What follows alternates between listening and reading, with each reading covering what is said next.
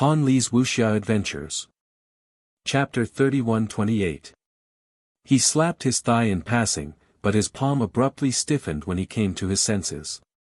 It wasn't. It was a brother. Could it be that he really saw Sister 18 with a half-collapsed body and a face full of rotting flesh last night? At this time, Holy Sun Mi Yen was already neatly dressed and standing at the front of the group, waiting for everyone to get ready and return to the group. Thank you for your grace, 7,930,000 spirit coins. I'll round it off for you, 7,990. Holy Sun Mi Yan's cheeks twitched when he heard the voice. He then looked down and saw the little stoic looking up at him while holding up a bill in her hand. Holy Sun Mi Yan expressionlessly bent down to take her bill. With a whoosh, that bill fluttered all the way to the ground. Holy Sun Mi Yan, everyone. Holy Sun Mi Yan coughed lightly and was about to say something when Duan Yu's voice was heard. Hey, add that 2 million as well. Don't forget to give it to Jojo. A group of vampire bats. Holy Sun Mi Yan gritted his small steel teeth and revealed a resolute expression.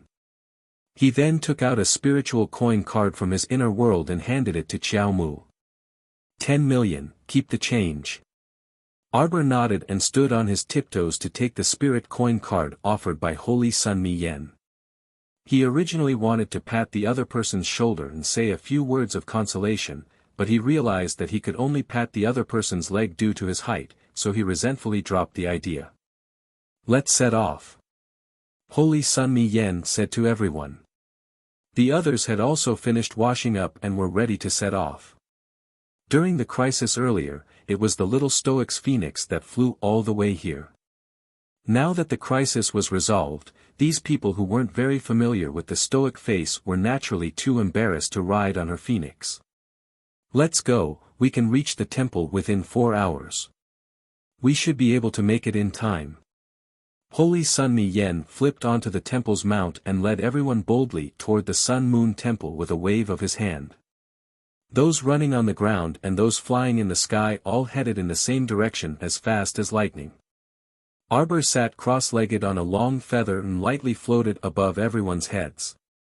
A chubby little monk was sitting obediently beside him. Everyone couldn't help but take a few more glances. They were curious as to where this monk came from. At first, Qi Xianxian saw that the feather was light and soft and did not dare to approach it. Now that the feather had been floating for almost an hour and still maintained a constant speed, she curiously approached it. Qi Xianxian said, hey Jojo, can I come up and play? Arbor was sitting there listlessly, listening to the little monk's nagging. Seeing Qi Xuanxuan's insistence, he hurriedly nodded and said, jump. Qi Xianxian was sitting on Duanmu Qing's 1,000-mile eagle 10 feet of azure one. When she heard Arbor's words, she stood up shakily and swallowed her saliva. Don't tell me it can't bear our weight and will fall down if I jump over it. That's very possible. A discordant voice came from the side. The little fatty was still chuckling mischievously, unaware that he was at death's door. Once you jump on it with your weight, Io, why did you hit me? The little fatty, who took a punch to the head, shrunk his neck with an aggrieved expression. Jump, it's fine, Arbor said expressionlessly. It was a very happy thing to have someone to listen to the little monk's nagging with her. Chapter 31-29. Qi Xianxian gritted her teeth. She thought about how she would drag Jojo along and fly upwards if it collapsed later. She tapped her feet and jumped off 10 feet of blue, flying onto Arbor's feather. The moment she steadied herself, she immediately sensed that something was amiss.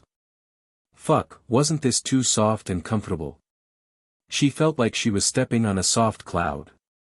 Not only was the feather flying steadily, but no matter how hard she tried to jump, the feather remained motionless and didn't sway in the slightest. Ah, this shouldn't be an ordinary feather, right? This is a flying divine weapon. Arbor said expressionlessly, stop jumping. It won't sway even if you carry 300 elephants. Qi Xianxian immediately fell down and rolled around on the feather. She felt her entire body being enveloped by softness, so comfortable that she immediately wanted to sleep. Wow, I didn't sleep well yesterday. I'll sleep for a bit now. How could that do? The little monk was still nagging. Was she going to have to listen to the little monk's nagging again? Sir Jojo said with a stoic expression, "Let me tell you about the origin of this heavenly horsetail feather." Okay. Qi Xianxian rolled and crawled up from the feather, looking like a curious child. She knew Xianxian loved to listen to gossip the most. The little stoic didn't show it on her face, but she was secretly pleased with herself. See, she had a good grasp of her little companion's tempers. Someone gave it to me. Qi Xianxian listened in high spirits, but after 2 minutes, she didn't see the little stoic continue. On the other hand, the nagging little monk also stopped talking and looked curiously at Sir Jojo, waiting for her to continue. In the end, the two of them waited in vain. After waiting for a long time, Sir Jojo didn't speak with an expressionless face. Qi Xianxian twitched her mouth and asked cautiously, that's all. Sir Jojo nodded. Qi Xianxian secretly rolled her eyes and resisted the urge to burst into laughter. She coughed lightly and said, "Jojo, did His Highness the Crown Prince tell you that you're really not suited to gossip? You expect someone who could kill a conversation with a casual chat to tell you gossip? What a joke." Xiao Qiao glanced at her suspiciously. "Are you secretly laughing at me?" "No." Qi Xianxian tried to maintain a serious expression on her face, but she didn't expect that the little monk beside her would be the first to laugh out loud. Poking Arbor's arm with his chubby fingers, little Fatty said in a childish voice, "Benefactress, your gossip is only 4 words." Sir Jojo looked at the little monk with an expressionless face. "We agreed just now that you will go in when we reach the shrine." The little monk hurriedly pursed his diamond-shaped lips and shook his head. "Benefactress, this little monk needs to come out and get some fresh air. Otherwise, I'm going to die from being cooped up inside." Qi Xianxian almost died from laughing at the little fat monk.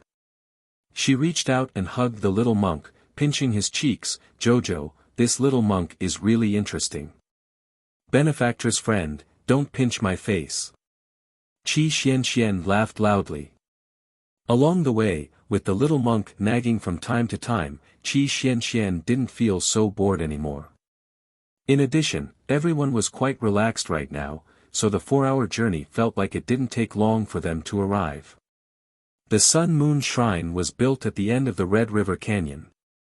At this time, after 4 hours of shaking, the Red River Canyon had long since stopped.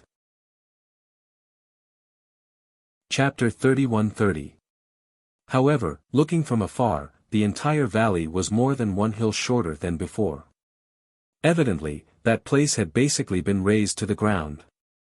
The Sun Moon Shrine was built near the water and was surrounded by a water vein. It was formed by lush, exotic flowers and trees. The entire main hall was faintly discernible amidst the green water and trees, with only a few raised eaves exposed occasionally. The holy sun led everyone to a stop in front of the mountain gate. The entire mountain gate rose steeply from the ground and pierced straight into the clouds. The words, Sun Moon Shrine, were engraved on it. Everyone consciously recalled their spirit beasts and stood in front of the mountain gate. Arbor naturally floated down from the heavenly horsetail feather and put away her divine weapon. Qi Xianxian had just taken a nap on the heavenly horsetail feather, so she appeared refreshed and spirited. She stood next to the little Fatty and immediately chuckled mischievously. "Fatty, Jojo's feather is really not bad. Sleeping on it is much more comfortable than the wooden bed yesterday." When the little Fatty heard this, he was instantly envious. He also wanted to hop onto Jojo's heavenly horsetail feather earlier. However, after Prince Mo's indifferent gaze swept over him, he didn't dare to be rash. Woo-woo. Sir Jojo didn't sleep earlier, but he was a bit regretful now. When Holy Sun Mi Yan entered the mountain gate, everyone very consciously formed a line and filed in one after another. Sir Jojo was carried by Mo Lien, and he was at the back of the line with Duan Yu and the rest. Meanwhile, the little monk followed beside them. His small, chubby hand was subconsciously holding onto a corner of Mo Lien's robe. "Kong Kong, you don't have a jade tablet to enter the secret realm." Qi Xian whispered to him, "How about we have benefactress send you back after we've settled down?" The little monk shook his head like a rattledrum. Sir Jojo looked down at him, feeling a bit exasperated. When this imp was on Paradise Planet, he played so enthusiastically with Xiao Shui and the rest. At that time, he didn't insist on staying with him. However, it would have been better if he hadn't seen her. The moment he saw her, he refused to let go. No matter what, he refused to go back to Paradise Planet to play. "I'll let you follow me, but you have to be obedient." Arbor lowered his head and said, "Don't talk to me all day long." The small monk's eyes lit up, and he nodded his head. Crown Prince Mo turned his head to meet her disapprovingly. The journey to the mystic realm was filled with unpredictable dangers. It was unwise to leave this little brat by his side. Arbor tugged at his sleeve. "Forget it. Leaving him on Paradise Planet all day long will make him bored. I'll coax him first before letting him in." Prince Mo immediately felt a little sour in his heart. His little wife was too good to this little fat monk. She was simply raising him like a little son. The crown prince felt as if his position was being threatened. The one who came to welcome the Holy Sun was a middle-aged priest-like man called Tai Shan. Holy Sun Mi Yen was very respectful to him. It seemed that he should be an old man in the temple. "Temple Master is worried," Tai Shan said with a smile. "He's wondering why Lord Holy Sun and the rest haven't returned yet. The mystic realm is about to open. If we miss it, we'll have to wait another 10 years. I've made Temple Master worry." Holy Sun Mi Yen gracefully bowed to Priest Tai Shan. "Uncle Tai Shan, please arrange for them to rest in the guest room." Tai Shan nodded and smiled at the crowd. "Please follow me." Chapter 31-31. Everyone hurriedly bowed to Tai Shan and was about to follow him to the back courtyard. A dazzling light rose from the back mountain of the shrine. That light actually pierced through the clouds and seemed to reach beyond the 9 heavens. Everyone, who was originally dispirited and sleepy, couldn't help but be shocked. Everyone raised their eyes and looked in the direction of the light. Priest Tai Shan was also slightly stunned. Then, he smiled and said, "Ah, it's better to be early than to come at the right time. Holy Sun, everyone, as you can see, the secret realm has just opened. Looks like you can't rest anymore." Tai Shan said with a smile, "After the secret realm opens, you must immediately enter within 2 hours. Otherwise, if the secret realm's entrance closes, you won't be able to enter." The Holy Sun naturally understood this point. Hearing this, he nodded and turned to the crowd. "Everyone, follow me into the mystic realm now." Everyone had originally come here for the Sun-Moon Mystery Realm. So many bitter tears and so many things had happened along the way. It could be said that they had narrowly escaped death and finally arrived at the shrine. The earlier they entered the secret realm, the earlier they could search for treasures. To everyone, this was a matter of great joy. Naturally, no one would object to it. Hearing Holy Sun's words, everyone nodded in agreement. Lord Jojo raised his hand and threw a talisman, temporarily keeping the little monk in it. Seeing that everyone agreed, Holy Sun Mi Yen turned and bowed to Priest Tai Shan. "Uncle Tai Shan, then I'll bring them over first. About the Temple Master, don't worry, I'll explain to the Temple Master." Tai Shan nodded with a smile. "Holy Sun, you have to be careful along the way." Holy Sun nodded. Suddenly, he stopped and turned back, asking indifferently, "I wonder if Uncle Tai Shan has seen the holy nun come back." Tai Shan couldn't help but be startled. Then, he smiled and shook his head. "I haven't seen the holy nun." Holy Sun closed his eyes slightly and nodded with a faint expression. Okay, then we'll go first. After saying that, he turned around and led everyone towards the place where the light shone. Tai Shan narrowed his eyes and looked at the chosen saint's departing figure. He silently retracted his gaze. Soon, Tai Shan's figure disappeared from the corridor. Coming to a closed cultivation room, Tai Shan respectfully bowed to a middle-aged man with gray hair sitting cross-legged on a kong. I've already opened the secret realm in advance according to your instructions. The man sat still for a long time, and the air was filled with a deathly stillness. After about half an incense stick's worth of time, the gray-haired man opened his eyes slightly and asked indifferently, "They went?" "Yes." "Did the saint say anything else?" "She didn't say anything, but before she left, she asked about the sage nun's whereabouts." The gray-haired man narrowed his eyes and sneered, "It seems that he is already suspicious." "Hall Master." The gray-haired man raised his hand slightly, stopping Tai Shan from continuing. "It doesn't matter. This time, none of them will come out of the secret realm. Those who obey the heavens will prosper, and those who defy the heavens will die." The Hall Master of the Sun Moon Temple very devoutly bowed in the direction of the sky. Tai Shan didn't say anything else, but he faintly sighed in his heart. It was not easy for them to cultivate the Holy Sun to such a level. Chapter 31-32. The Palace Master was truly vicious and merciless. The Temple Holy Sun gave up just like that. It was also the Holy Sun's own fault for being stubborn. The Temple Master had already hinted to him several times, but the Holy Sun was either stupid or too stubborn. He actually thought that the temple should be a symbol of light and justice, an existence that saved the world. He couldn't blame others for being ruthless. He could only blame the Holy Sun for being too stupid. Holy Sun Mi Yen faintly had a bad premonition. He paused, turned around, and walked toward Mo Yen, Arbor, and the others. "You're right.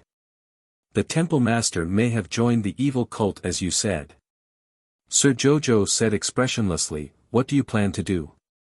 Holy Sun Mi Yen looked up at the sky with a worried expression. "I didn't expect that our holy and bright Temple Master would end up like this. I don't know if the Temple Master is involved, or..." Sir Jojo couldn't help but roll his eyes at the sky. "Do you think that without the support of your Temple Master, the Holy Daughter would have changed so much?" "Then did the two Temple Masters also join the Sky Fortune Temple?" "I feel that except for you, the whole Temple Master should have joined," Prince Mo said straightforwardly. "Your Temple Master should have hinted to you to defect, right?" Holy Sun Mi Yen was a bit dumbfounded. He racked his brains to recall and showed a distressed expression. "Since our Temple Master was founded, it has always been the most holy and sacred place in the hearts of the people in the 3 states. We worship the most powerful weapon formed by the essence of the sun and moon since the creation of the world. We are already surrounded by a halo. Why do we need to cling to others? Can you stop bragging?" Sir Jojo's face was expressionless as he silently complained in his heart. "But I didn't expect that today, the Temple Master would completely change." Sir Jojo leaned over and patted his shoulder hard. "Now there's only one way for you to continue." "What?" "Betray the Divine Hall." Holy Sun Mi Yen stares at her blankly for quite a while, and then shakes her head vigorously. "No, it hasn't come to this, right? For this trip to the secret realm, the Palace Master must have received orders from Tian Yun to kill all of us inside. Do you believe it? We were just testing the waters along the way. The inside is filled with danger. Are you scared?" The little stoic cast him a sidelong glance and asked expressionlessly. "No, I'm not." "All right then, we'll talk about it after we get in. You'd better think it through.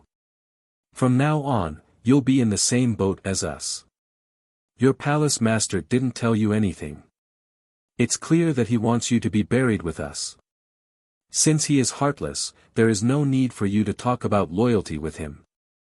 Xiao Mu retracted her small paw and leaned against Mo Yen. How about we discuss something? What do you think? Holy Sun Mi Yen only felt his eyelid twitch. He felt that since this little fellow could be so amiable towards him, it definitely wasn't anything good. Since you are the temple's holy son, you've naturally entered the Sun-Moon secret realm countless times. How about you tell us the main points? Where are the good things hidden and where are the unnecessary crooked paths? Lest we take a detour inside without realizing it, we'd better get straight to the point. Chapter 31-33. Because they had already wasted a lot of time on the way here, there was really no need to continue wasting time. Arbor saw that he opened his mouth but didn't say anything, so he said expressionlessly, "Since you're not talking, then I'll take it that you've agreed. Let's go." Holy Sun Mi Yen, when did he agree to this girl's request? Do you have to talk to yourself like this? Holy Sun Mi Yen turned around and walked towards the front of the group. Just now, when he deliberately went around to talk to Mo Lien and the others, everyone saw it. Although they didn't dare to follow, they all strained their ears to listen. Unfortunately, they were a little far away, and when Mi Yen and Mo Lien were talking, they deliberately lowered their voices, so naturally no one could hear what they were talking about. At this moment, everyone's hearts were in a bit of a mess. That was because they were uncertain about the future, and their hearts were filled with a little bit of hesitation. "It's nothing." Holy Sun Mi Yen said to everyone indifferently, "The entrance is just ahead. Follow me." For some reason, his left eyelid kept twitching violently, and he had a feeling that this trip to the mystic realm wouldn't be too smooth. Holy Sun Mi Yen took a deep breath and led everyone out of the rear hall of the shrine, coming to an area shrouded in holy light. At this moment, everyone couldn't help but be shocked by the strange scenery before them. In the light pillar, that mystic realm was like a fairyland suspended in mid-air, faintly emitting wisps of white light, which slowly rotated around the light pillar. Everyone raised their heads and couldn't help but cry out in surprise. That was a mystic realm, it really was like a fairyland on earth. Everyone's gaze circled around that light pillar, but they didn't find any place for them to go in. Holy Sun Mi Yen saw everyone's doubts and couldn't help but smile. "Here." He led everyone to a row of jade pillars carved with dragons and phoenixes. Counting from the left, he stopped in front of the third pillar. Taking out a jade tablet, he waved it in front of everyone. "Press the jade tablet that was issued to you on it, and you can walk into the transportation array. I'll wait for you inside." After saying that, the holy sun was instantly covered in a layer of floating light, and he disappeared in a few minutes. Ba Shu took a step forward and said with a smile, "I'll open the way for everyone." Seeing this, everyone could not help but sneer. "You're opening the way? You're just in a hurry to enter the secret realm. You're afraid that someone will snatch the treasures before you." Everyone looked on coldly as Ba Shu's sturdy body flashed under the light and disappeared without a trace. Following that, everyone followed suit and pressed their jade tokens against the pillars to enter the teleportation array.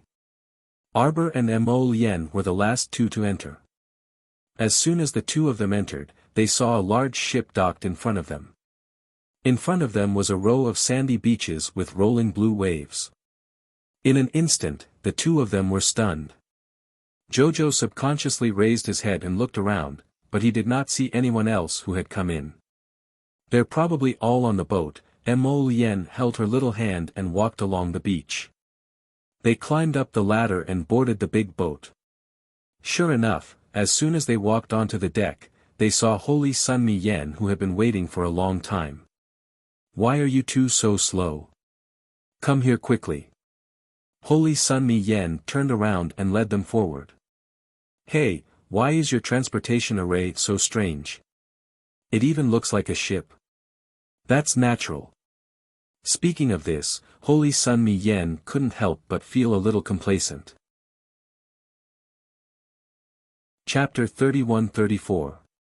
This is the most ancient teleportation array that has been passed down in our temple. Do you think a real teleportation array is just a round plate that flashes and sends you out? Arbor pursed her lips. That's the lowest level teleportation array. Holy Sun Mi Yen looked up at the sky inside. A teleportation array like this can take all kinds of forms. Some can make you wander in the sea like a boat. Some can fly in the sky. What's even more amazing is the point. The point is to pass through the void. Holy Sun Mi Yen grumbled as he cast a sidelong glance at Crown Prince Mo, who was standing on the side silently. You tore open the void, so the furthest you can go shouldn't exceed 5,000 kilometers. Our teleportation array is different. It can cross the ocean in minutes. Jojo's lotus is the power of one person.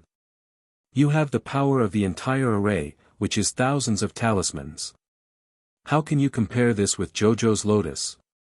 Arbor immediately interrupted Holy Sun Mi Yan's words and said with displeasure, "You're so unreliable."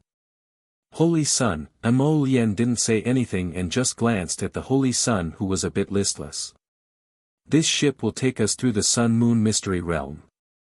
I have to remind you that the Sun-Moon Mystery Realm has a history. When I told everyone about it just now, both of you weren't here. Go ahead. The reason why it's called the Sun-Moon Mystery Realm is that this mystery realm has day and night. 8 hours per rotation. During the day, the sun shines high and the flames are like fire. At night, the moon is as cold as water and you feel like you've fallen into an ice cave. Arbor blinked her eyes. Then how long can we stay in there? We can only stay in the mystery realm for 30 days at most. If we don't come out after 30 days, we'll have to wait for 10 years before the mystery realm opens again. Oh. What? Do you remember what I told you? Holy Sun Mi Yen said with a solemn look, "We're not here for fun. If we don't handle it well, we'll lose our lives in there. It's good to have the opportunity, but don't force it if you don't have it." Let me tell you, Holy Sun Mi Yen turned his head and found that the young couple was already very far away from him, holding hands.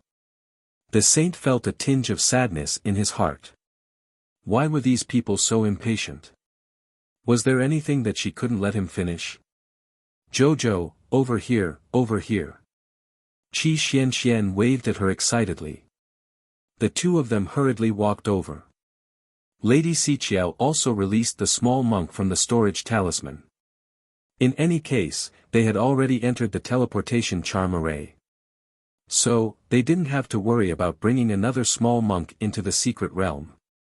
Benefactress. The moment the little monk came out, he swayed his body and said with a red face, "I need to pee." Everyone was speechless. "Wait a moment, wait until we reach the secret realm, I can't hold it in anymore." The little fellow's face was flushed red. On the side, Duan Yu couldn't resist face-palming. With a lift of his hand, he lifted this little thing up. "I'll take him there." "I don't want you, I want female benefactor." The small monk swayed in midair as he kicked his legs. "I want it even if you don't want it." Mo Lien grumpily shouted at him, "Hurry up and go. If you don't, I'll make you pee in the storage talisman." The little monk's eyes abruptly turned round. "Jojo." Qi Xianxian squeezed to her side and mysteriously took out a tattered piece of paper, placing it in front of her. Chapter 31-35. Arbor suddenly felt a sense of déjà vu. This fellow seemed to have gotten a map from somewhere before and sneakily showed it to her. Little Fatty's eyes widened as he hurriedly said, "Hey, Xianxian, why did you buy a map again?" Arbor's mouth twitched. She recalled that before these two fellows entered the top academy, they had been tricked by Mata and bought a fake map. "Go away, what do you know?" Qi Xianxian pushed little Fatty. "This is a real map. Jojo, look, isn't this map very intricate? Let me tell you, it wasn't easy for me to snatch this map. After we enter the mystic realm, we'll follow this map." Arbor looked at her speechlessly for a while. She casually took the map from her hands and flipped it open to take a look. "Where did you get this?" "Just now, there was a person from the temple selling it mysteriously. Luckily, my eyes were sharp enough to see it. There were only 2 or 3 maps, I snatched them. How much did you spend? Arbor asked expressionlessly. I spent 10,000 spirit coins. Lady Xianxian carefully glanced at Arbor. Is it not expensive? 10,000 spirit coins. Little Fatty's roar was stopped by Qi Xianxian. Lower your voice. I can't let others know that I bought this map. I think you must have been tricked. Who did you buy it from? I'll ask him for money. Little Fatty's voice was once again stopped by Qi Xianxian. Xiao Mu coughed lightly and folded the map that Qi Xianxian had brought over. She then handed it back to Qi Xianxian and said with a nod, ask who bought it. Point out the person for me. Qi Xianxian felt guilty. She secretly pointed at a temple priest who was talking loudly with someone at the side of the fence. Arbor stood up. Qi Xianxian hurriedly reached out to pull her, but she broke free. Arbor stomped over, and Little Fatty naturally followed behind her, rushing over together.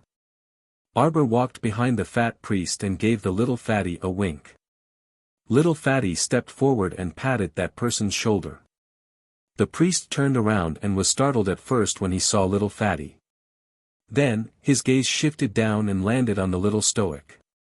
Who didn't know who the little stoic was? The temple's priest hastily put on a smile. Miss Jojo, is something the matter? You only have half a map. The temple priest's face stiffened. Give me the other half. What? The little stoic didn't lower her voice again. When the other people who had bought the map heard this, they also jumped up. This map is only half a map. After spending so many spirit coins, he only got half a map. Who knew if this half map was only at the periphery of the secret realm? Who would be so foolish as to be fooled like this? Hurry and hand over the other half. There's still 10,000 spirit coins left, the little stoic said coldly. You want to scam people? Humph, you should see who you're scamming. That temple priest suddenly did a somersault and flipped down from the ship's railing. Everyone hastily leaned over the railing to take a look, only to see that this guy had already flown to the bottom deck and escaped into the cabin. Fuck. Just as everyone wanted to chase after him, that ship had already started moving.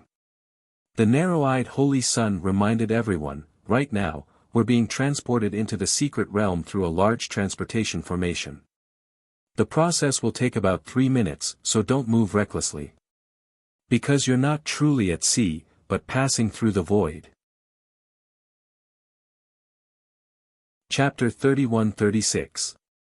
If you fall, we won't be responsible. The Holy Sun said aloofly, you probably don't want to know what the outcome will be if you fall. Everyone involuntarily shuddered when they heard this. Fuck, this was a trip to the void. If they fell out of the ship, they would fly out of this large transportation array and fall into the void. If they were lucky, they would probably drift in the void for tens of millions of years. If they were unlucky, they would be torn into pieces by the void at any moment and vanish into thin air, vanishing from this world. The little stoic also didn't move. In any case, the monk could run away, but the temple couldn't. There would always be a chance to make this shrine's priest spit out the 10,000 spirit coins he took. The little fatty rolled up his sleeves. This Holy Sun Mi Yen is doing this on purpose, right? Their priest swindled so many spirit coins. We were just about to chase after him when that ship moved. It truly didn't move earlier or later. The timing was just perfect. Arbor nodded his small head. He also felt that this was Mi Yan's small revenge for swindling him of so many spirit coins. Miser. If Holy Sun Mi Yan could hear Sir Jojo's inner thoughts, he would definitely vomit blood from anger. Who the fuck was the miser here? She previously swindled him out of more than 9 million spirit coins, and he didn't even need to give her change for 10 million. Now, he was merely swindled out of 10,000 spirit coins. Look at this guy. He rolled up his sleeves and wanted to find someone to get it back. It was clear who was the miser here. Thump, thump. The entire ship suddenly shook, and everyone on board was jolted. Sir Jojo quickly grabbed the railing, and his body swayed violently. Mo Lien swiftly flashed to her side and hugged her into her arms. She then patted her back, her expression relaxing. On the other side, Duan Yu happened to be carrying the little monk, who had finished dealing with him, to the second deck. When the ship's hull swayed, Duan Yu promptly picked up the little monk and flashed to the ship's cabin door. Holy Sun Miyan's expression changed drastically. Everyone, be careful. Someone is using a special method to force their way into the array. Be careful, our landing this time won't be too stable. Be careful. Everyone couldn't help but curse in their hearts. What the fuck, could it be that this group of people were possessed by the god of bad luck? Why was it that every time they landed, there would always be some random situation? Attention everyone, we're about to pass through the void and enter the secret realm. Holy Sun Miyan roared. Everyone felt as if their faces were covered with a layer of water film, and their breathing stopped in an instant. However, this feeling of suffocation came and went as quickly as it came. It was as if his entire body had drilled through a layer of watery membrane. Suddenly, there was a sense of weightlessness. Almost at the same time, everyone screamed out in shock. Everyone tried their best to stabilize themselves in the air, but there were always two idiots who didn't have time to react and fell down. With a bang, he fell into the vast blue ocean. Arbor was held in Mo Lien's arms. Floating in the air, he looked down and saw that the blue ocean was a strange sea of flowers. Each flower was the size of a ball and was extremely large. Everyone was taken aback when those two idiots fell down. When they saw them drowning in the sea of flowers, they were also shocked. It was over, there was a sea of man-eating flowers below. They had just entered the secret realm and already lost two idiot teammates. Swoosh! Before everyone could finish their thoughts, they saw those two people flying into the sky. Chapter 31-37. Everyone heaved a sigh of relief in their hearts. Fortunately, this wasn't the worst ending yet. Those two idiots weren't stupid and jumped out of the man-eating flower sea. But they didn't expect that they didn't jump out. They were bounced out. This bounced over their heads then, with a bang, they fell down on all fours. Everyone, whoosh! Bang! Whoosh! Bang! Sir Jojo's gaze followed the two idiots back and forth. He watched as the two of them jumped up and down, bouncing off the giant blue flower below them. They were sent flying for more than 100 feet before finally turning into two small black dots. Ha ha ha ha ha. It was unknown which brother it was, but he actually laughed heartily in such an unkind manner. Everyone turned to look at him expressionlessly. That guy probably felt that his laughter was too unkind, so he quickly put on a serious face, puffed up his cheeks, and looked at them while holding his breath. At this moment, the priest who sold Qi Xian half of the map took out several pieces of tattered paper from his bosom and flipped through them one by one. The more he flipped through the paper, the worse his complexion became. He muttered under his breath, not here either. Not this one. Not this one. Sir. The place we came in this time is different from the place we came in a dozen times before. The idiots who bought the map, why do I want to beat you to death so much? One of the men who bought the map raised his hand and said angrily. This bastard actually had so many entrance maps in his hands. He just casually gave one away and sold it for money. It turned out that every time this guy came in, the entrance was different. So what was the use of selling old maps? The temple priest who sold the map was so anxious that his forehead was covered in sweat. Don't you understand? We are really unlucky this time. Even people from the temple have never been to such a mystic realm. This is equivalent to a brand new mystic realm spreading out under our feet. We don't know where the dangers are and where the opportunities are. We can't effectively avoid the dangers. Then, everyone will be finished. Holy Sun Mayan looked at him expressionlessly. Put away your lousy map and pay attention to your feet. Now, let's continue to, ah.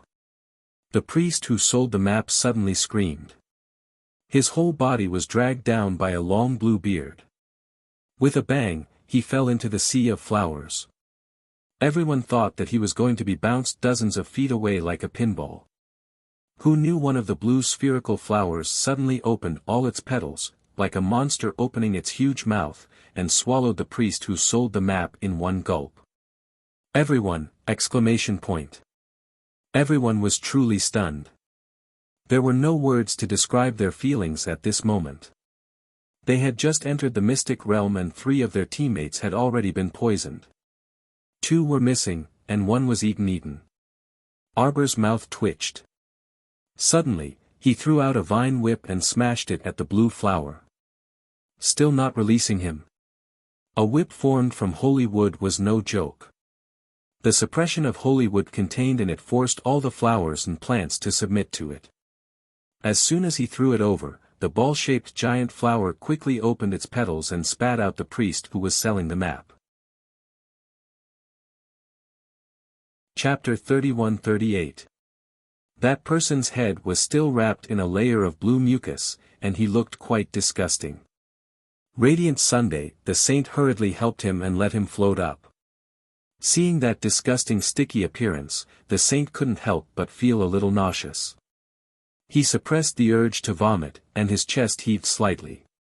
Arbor had already pinched his little nose and urged Mo Yen to stay far away from that person. Once the 2 of them moved, everyone hurriedly followed. Zhongli Jiwei looked coldly in the direction of Arbor and Mo Yen and also chased after them. Saint Mi Yen.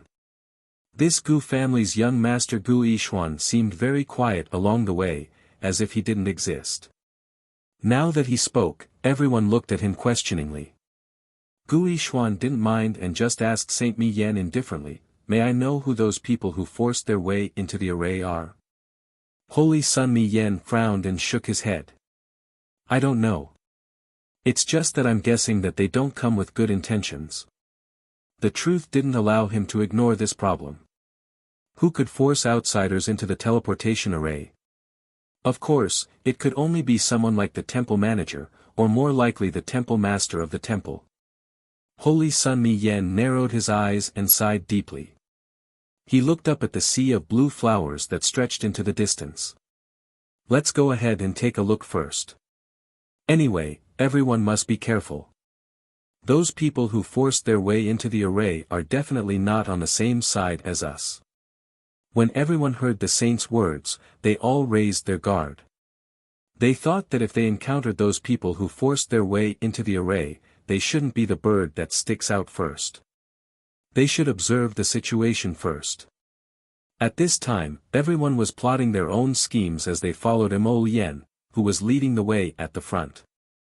At this moment, they already knew that the sea of blue flowers below would fling out long tentacles from time to time to drag people down. They just needed to pay attention to avoid them while floating in the air. The long tentacles didn't fling out very frequently. As long as they were careful, they could completely avoid them without touching them at all. In this manner, Mo Yen drifted above the blue sea of flowers for about half an incense stick's worth of time before stopping.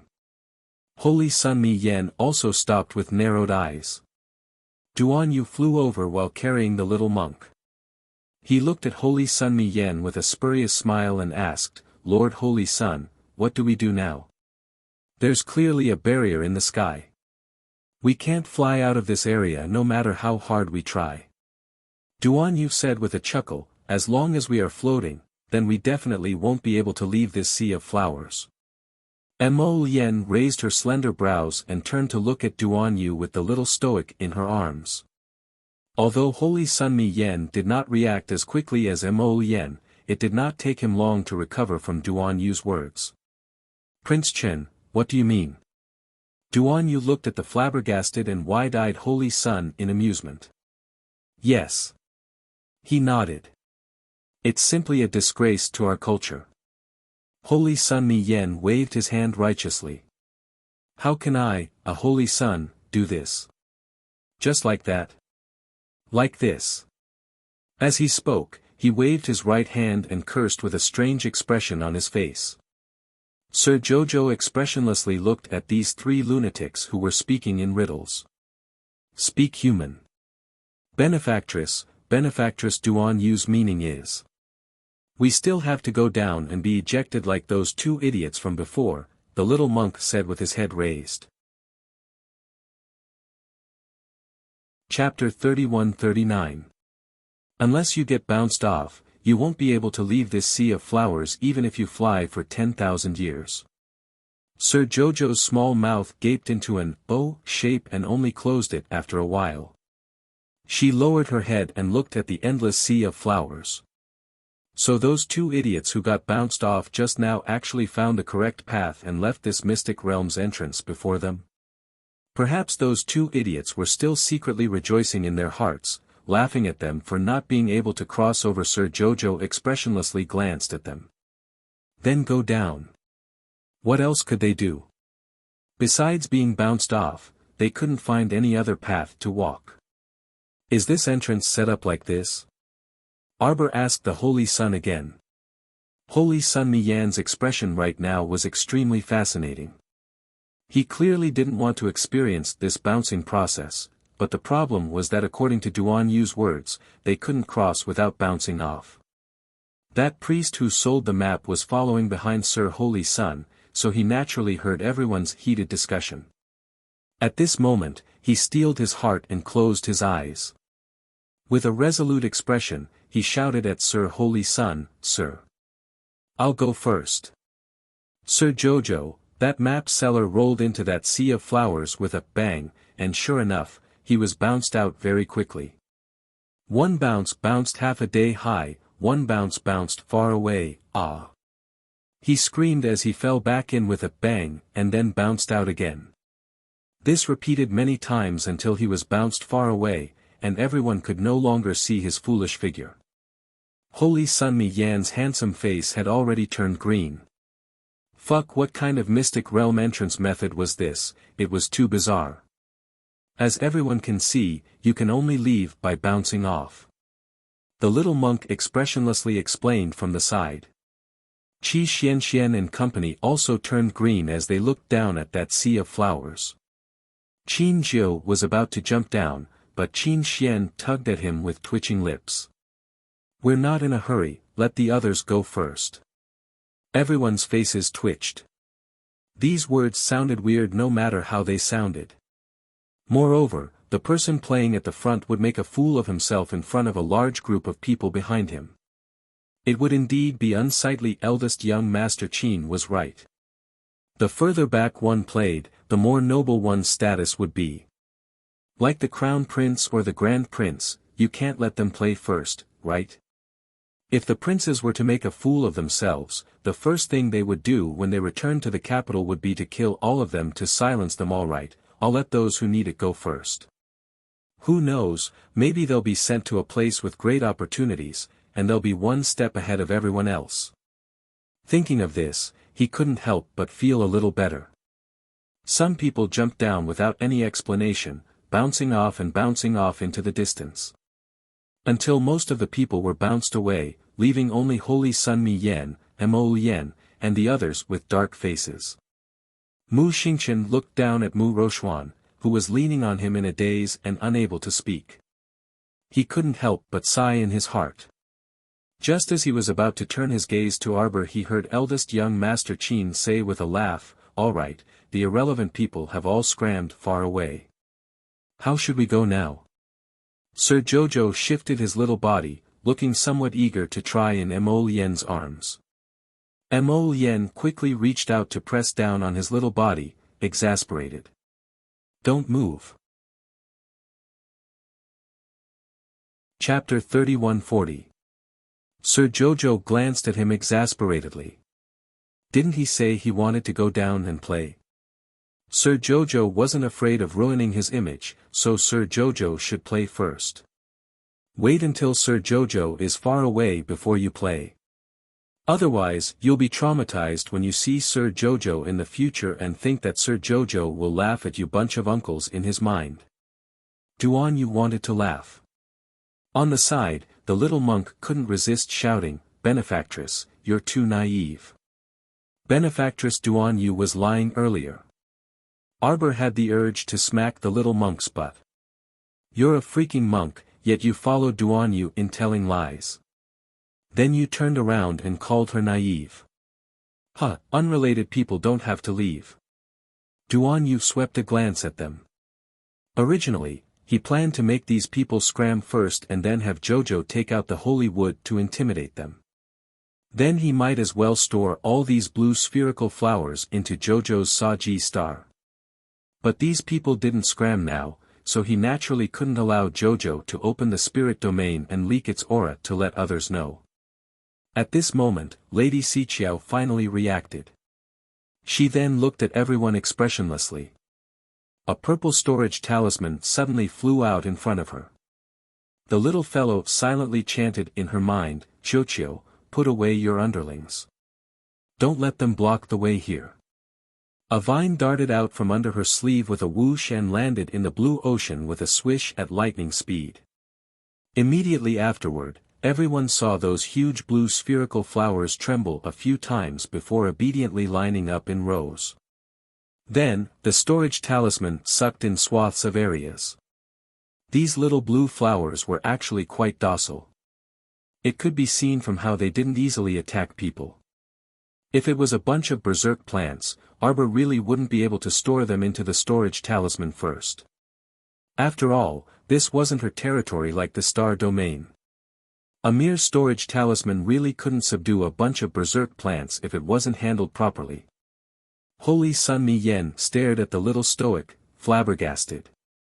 At this moment, he finally somewhat understood why the little stoic vehemently objected to the rule in the oath that one could only take one treasure from the mystic realm. Looking at her posture, it really felt like she was going to empty out the entire mystic realm. Everyone floated down from the sky. When Holy Sun Mi Yen came back to his senses, he turned to glare at Duan Yu and exclaimed, "You punk, you actually deceived me. Didn't you just say that you have to bounce it over?" "When did I say that?" Duan Yu calmly glanced at him. "Wasn't this what the child said? You actually believed the words of a child." Holy Sun Mi Yen, it seemed like Duan Yu didn't say that she had to bounce to cross, but Duan Yu only said that she couldn't cross if she was floating above. Duan Yu's true meaning was that she had to walk on the ground. It was obvious that Mo Lien understood what he meant, but she didn't say anything. She purposely misled the Holy Sun in the direction of the ricochet. Duan Yu, this swindler, truly couldn't swindle anymore. The most ridiculous thing was that the little monk actually made up some nonsense and led everyone astray. This little monk was too good at bullshitting. Look at how many people he tricked like balls. Monks are merciful at heart, ah. No, you can't lie. Holy Sun Mi Yen pointed at the little monk in exasperation. The little monk looked at him adorably with his watery eyes. Suddenly, wah! He burst into tears. Chapter 3141. Holy Sun Mi Yen was stupefied. He felt like he was played by the little monk again. Sir Jojo, however, became anxious. He grumpily said to Holy Sun Mi Yen, "Why are you being so serious with a child? What does he know? You're already old enough to be his great-grandfather. Of all the things you could do, you just had to make life difficult for a child." Holy Sun Mi Yen, "Fine, it's all his fault." All right. Little monk, it's your great-grandfather's fault. Ha! Don't cry. Everyone, Sir Jojo turned his little head. Hurry up and leave. Just as they were speaking, there were still a few people who were holding back. Seeing that the path ahead was cleared, they hurriedly abandoned their conversation and ran off first. Sir Jojo can't work for nothing. Qi Xianxian and company also hurriedly ran over at this moment. As they ran, they said, "Io, look at these people. They're going to snatch the treasure before us." "Treasure, where is the treasure?" "Treasure. Mu Rochuan was agitated by the word treasure. She weakly opened her eyes and turned her head to look at the path they came from. Only then did she realize that this place was actually not in the shrine anymore. This, big brother, have we entered the mystic realm? Ha, a half-dead person actually still wants to snatch the treasure. Qi Xianxian mockingly smiled. She turned her head and said indifferently, "Don't throw your life away here." "What did you say?" Mu Rochuan stuttered as she shouted at Qi Xianxian. You actually dare to curse me? Don't talk nonsense with her." Arbor pulled Qi Xuanxuan's small arm. Qi Xianxian instantly swallowed the scolding that rushed out of her mouth. She snorted, turned her head, and quickly ran forward. Mu Xingqian laughed bitterly. "Rochuan, save your energy. Later, find a safe place. I'll help you sit down and rest for a while." "No, big brother, we can't rest. We have to find. Mu Rochuan forcefully held her breath and tightly grabbed Mu Xingqian's arm. "Big brother, I must find the sun wheel or the moon wheel. I. At this moment, Mu Xingqian's speed had already gradually weakened. Because he had to take care of this heavily injured girl. Everyone could abandon Mu Rochuan, but not him. However, Mu Xingqian's patience was almost worn out. "Rochuan, I can only guarantee that I'll bring you out of this mystic realm alive. I can't guarantee anything else. Big brother, no, I can't." Mu Rochuan grabbed Mu Xingqian's arm tightly and used all her strength to shout, I must find, do you think Mu Xingqian is stupid? Why does he have to bring that sickly person along? Qi Xianxian was filled with anger, but she couldn't vent it out. The more she looked at Mu Xingqian, the more she disliked him. Instead of trying to get close to such a good biological sister, he insisted on chatting with a fake sister. Arbor sighed. Let him be. She knew that Xianxian's heart ached for her, but Big Brother was already an adult. He naturally had his own opinions and thoughts. Sir Jojo had always been tolerant towards friends and family. He would never force them to make a choice. Mo Lien raised her hand and patted the back of her head. "Jojo, those blue spherical flowers just now will be planted in front of our Eastern Palace's entrance in the future. If one comes, I'll flick one away. If one comes, I'll flick one away." Arbor, Qi Xianxian's mouth twitched. "Fuck, Your Highness, can you not be so childish?" Chapter 3142. Big Brother. I'll tell you. Mu Rochuan leaned close to Mu Xingqian's shoulder and said in a low voice, "That Arbor, she will definitely fight with me. Rochuan, you're so sick that you're muddle-headed. Can you stop? She will definitely fight with me." Mu Rochuan tilted her head somewhat neurotically and said with a slightly distorted expression, "Big brother, tell me, are you going to help her or me?" She suddenly slumped to the ground and started crying. "If you don't help me, I definitely won't be able to win against her in anything. Boo-hoo. Rochuan." Mu Xingqian's head felt like it was splitting. He could not help but shout angrily, "You're about to die." Mu Rochuan felt as though she had been struck by lightning. She sat there in a daze and only came back to her senses after a while. Her lips trembled as she said, How is that possible? I am the eldest daughter of the Mu family. I am a genius. Genius, how can I die? The lightning energy in your body has never been removed. It has been wantonly destroying your Dantian's spiritual ruin realm. Your spiritual ruin realm is about to completely shatter. When that happens, all the spirit energy in your spiritual ruin realm will explode and flow through your limbs. You won't be able to withstand it and will be torn apart. You're lying to me. You're lying to me. Mu Rochuan mustered a strength from somewhere and pushed her brother, Mu Xingqian, to the ground. Mu Xingqian was shocked and quickly said, "Rochuan, don't be agitated. You liar, you're all lying to me. You're all lying to me. Ah. How can I die? I won't die, I won't. She stumbled forward and fell to the ground. Then, she immediately sat up and ran into the distance. Mu Xingqian hurriedly got up and wanted to chase after her, but after a few steps, he realized that the scenery in front of him had changed. He was in another scene. His heart skipped a beat as he thought to himself, this is bad. The scene in this mystic realm is definitely not fixed. It should randomly change after a certain hour. And now, he had reached the point of this change. His vision darkened instantly, it was so dark that he could not see his fingers. The temperature was also rapidly dropping. Mu Xingqian's guess was right. He was currently transitioning from the sun realm to the moon realm. The scariest thing was that it was so dark that you had no sense of direction at all. Sir Qiao Qiao reflexively grabbed onto Mo Lian's clothes, and her small body involuntarily leaned into his embrace. Her large, black eyes vigilantly looked back and forth in the dark night, but she really couldn't see anything in this instant when it was dark. Don't worry. Mo Lian's steady voice sounded in her ears, causing Miss Qiao to relax a little. Previously, when they had just entered the mystic realm, they were all thinking about how to cross the Sea of Flowers, so they did not notice how high the temperature was at that time.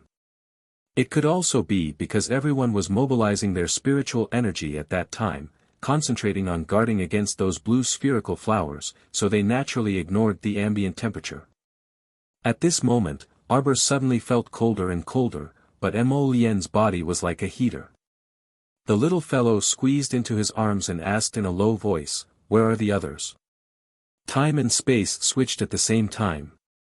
Mo Lian chuckled and said to Arbor, "Duan Yu was the only one who sensed it earlier, so now." Chapter 31-43. Everyone else had been dispersed by the sudden change in spacetime, and only Duan Yu, who was carrying the little monk, remained by their side. "Duan Yu," Sir Jojo called out softly. "I'm next to you." Duan Yu's voice suddenly popped up beside Mo Lian.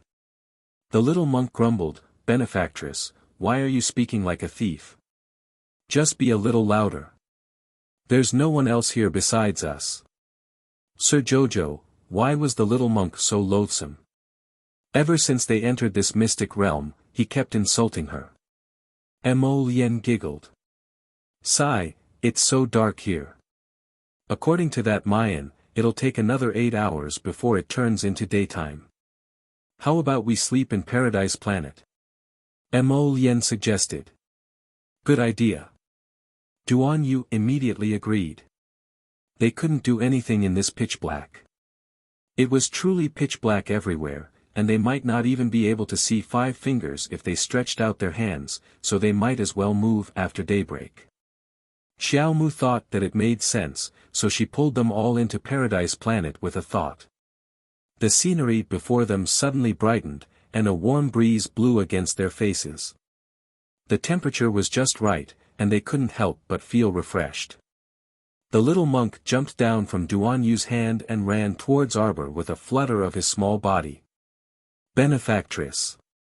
Arbor was just about to flick his little bald head when Qiuqiu's earth-shattering screams suddenly reached her ears.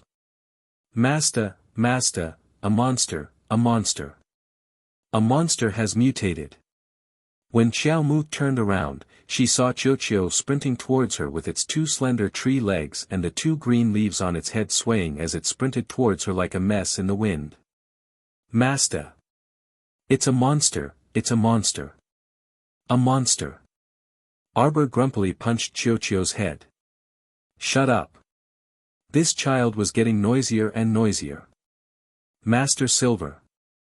The little Treant pounced onto Arbor's leg, 1 step faster than the little monk.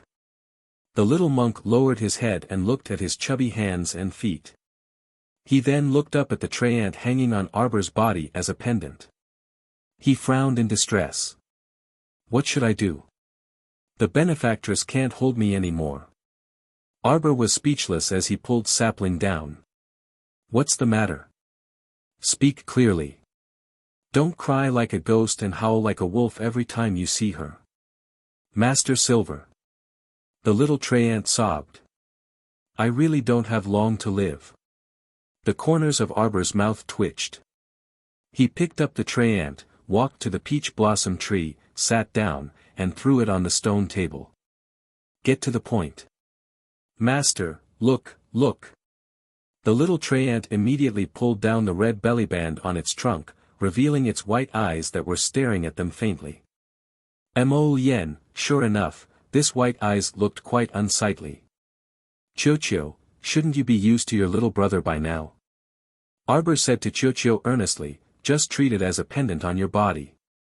It's an indispensable part of you. Don't you feel a bit better after thinking about it this way? Duan, the little tray ant sobbed for a while before suddenly widening its eyes in horror. It stared at Arbor and exclaimed, it's not a pendant. I'm telling you, Master, it's a pervert. Its eyes can spit out eyeballs. It's disgusting. Utterly disgusting, Master. Yen brought over a teapot from the side and poured a cup of tea for the three of them. She sat on the stone bench next to Jojo and looked at the little Trent's eyes on its trunk. Chapter 3144. What eyeballs? Duan was also sizing up the tray ant while holding his teacup. He felt like this guy was bragging. Eyeballs even fell out of its eyes. It spoke as if it was real, but wasn't it just trying to deceive Jojo? Sir Jojo expressionlessly stared at the sapling for a while before saying sternly, Chocho. Master is telling you one last time. This eye can't be dug out. Once you dig it out, not only will it die, but you will also be heavily injured and possibly even more unlucky. You are already one with it now, so you should be very clear. So stop making up all kinds of ghost stories to scare your master. Master. Chocho started wailing. Chocho didn't lie to you. Everything Chocho said is true. It really mutated and its eyeballs will fall out. Look, look if you don't believe me. Chocho's sapling hit the eye hard, causing it to blink.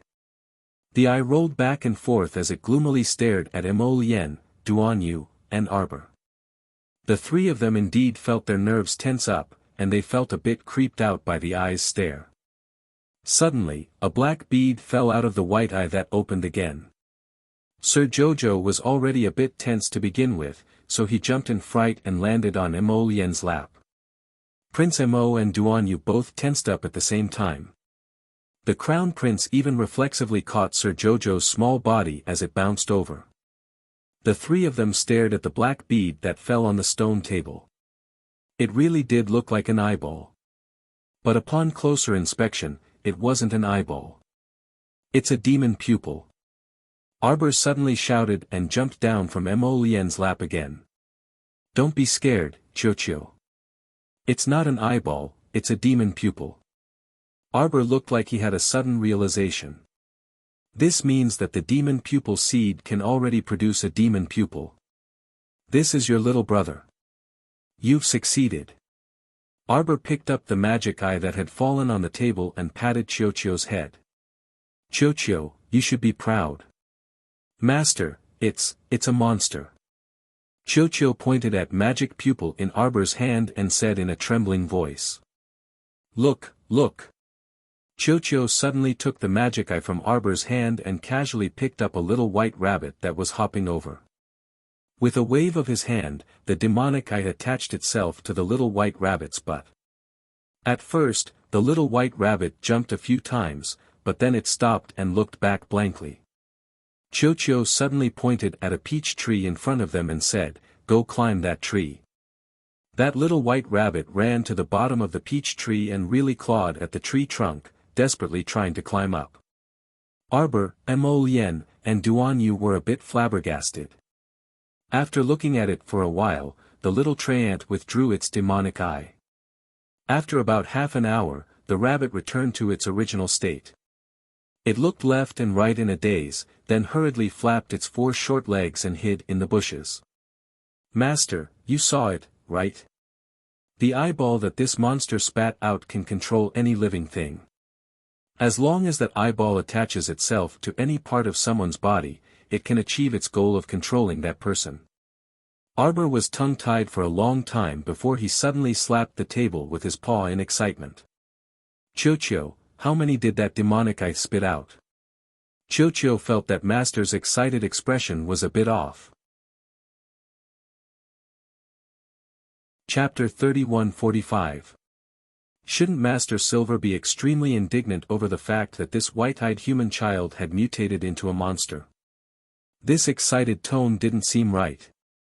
The little tray ant looked at its little master in shock. Master Silver, why you want these eyeballs? Yes, yes. Hurry up and bring them over. Bring them all over. I buried them under the tree. The little tray ant ran to a peach tree with a bitter expression. It got a small shovel from somewhere and began shoveling the soil as it muttered, Master, I advise you not to collect these eyeballs. Don't you think they look very creepy? Arbor couldn't be bothered with the little tray ant and urged, Stop dawdling. Hurry up and dig them out. The little tray ant dug until it jumped into the deep pit and continued shoveling the soil, throwing handfuls of soil out of the hole. Arbor was speechless. Just how much do you despise these demonic pupils that you would bury them so deeply? After less than an hour, the little tray ant, who was so busy that its eyes were staring blankly, stood in front of Xiao Mu with a dispirited expression. It blinked its beady black eyes and hugged a medium-sized square box. Come, let Master see how many demon eyes you've collected. It's disgusting, Master.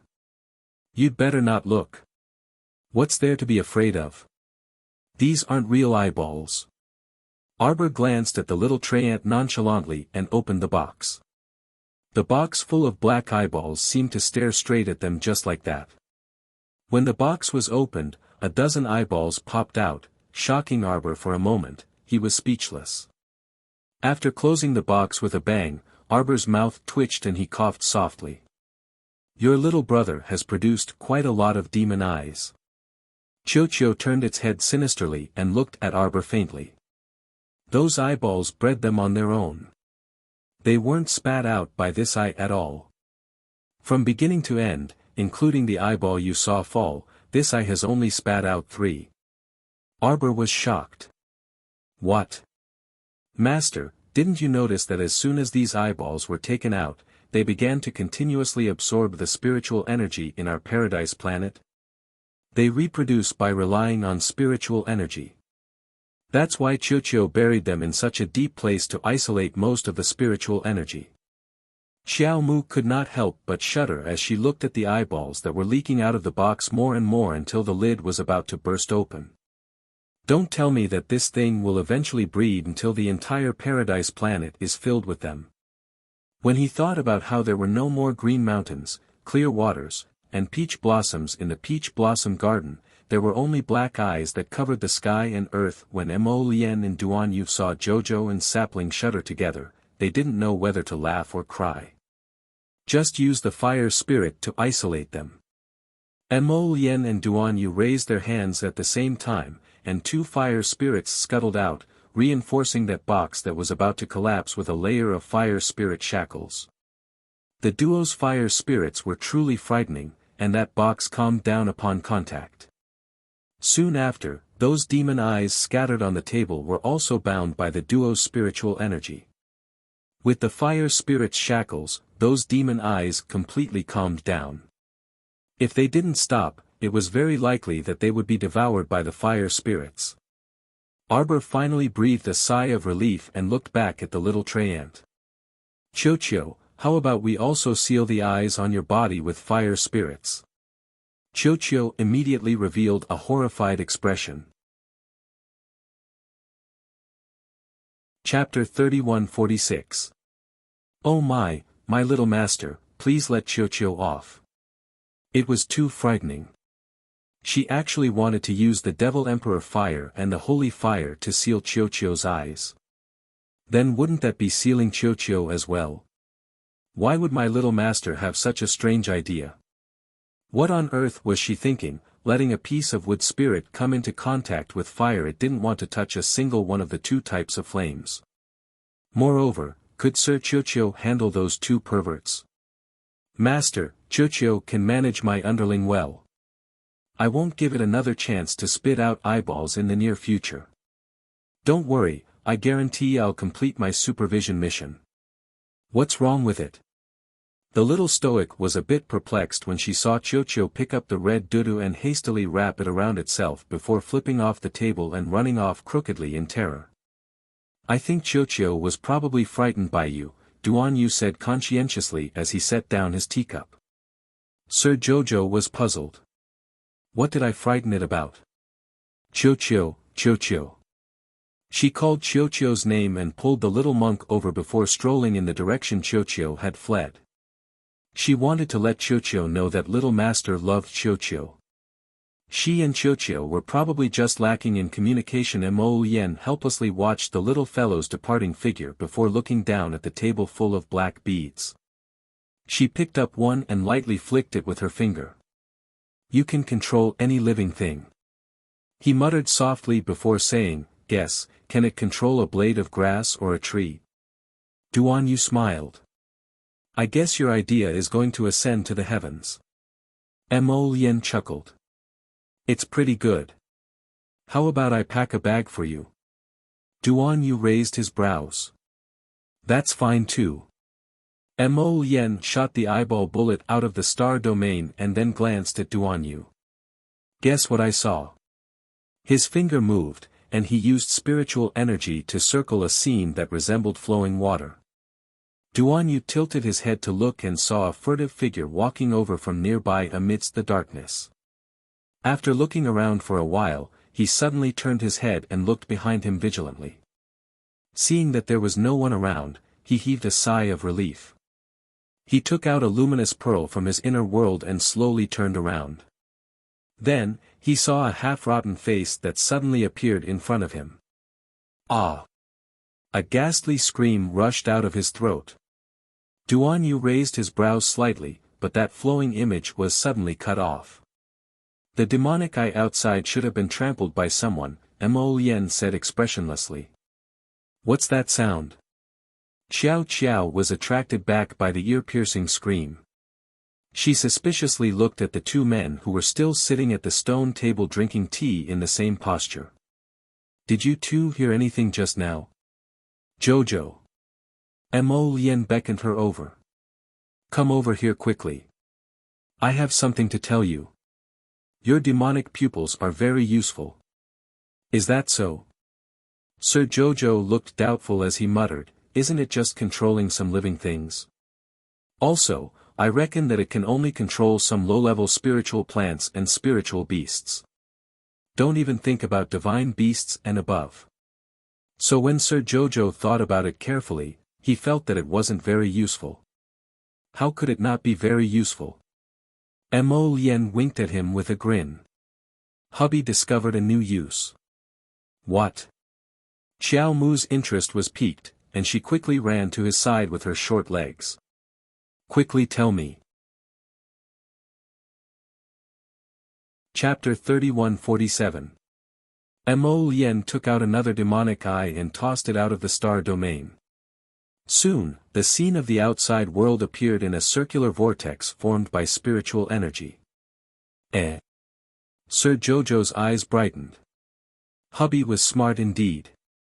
By attaching the demonic eye to the plants in the outside world, he could control these plants and capture some scenes of the outside world. This way, it would be much more convenient for her to enter and leave the star domain. She didn't need to worry that she would be coincidentally seen when she left the star domain. Meanwhile, in the pitch-black scene of the outside world, a familiar-looking man was fighting with a zombie. That zombie was immensely strong. Even the ground cracked from its stomp, and there were continuous tremors everywhere. Presumably, the nearby mountain rocks were shattered by the force of its stomp. Is this person from our team? Duan Yu nodded. He's a student from the Hong Clan Academy. He was probably alone and had come here alone.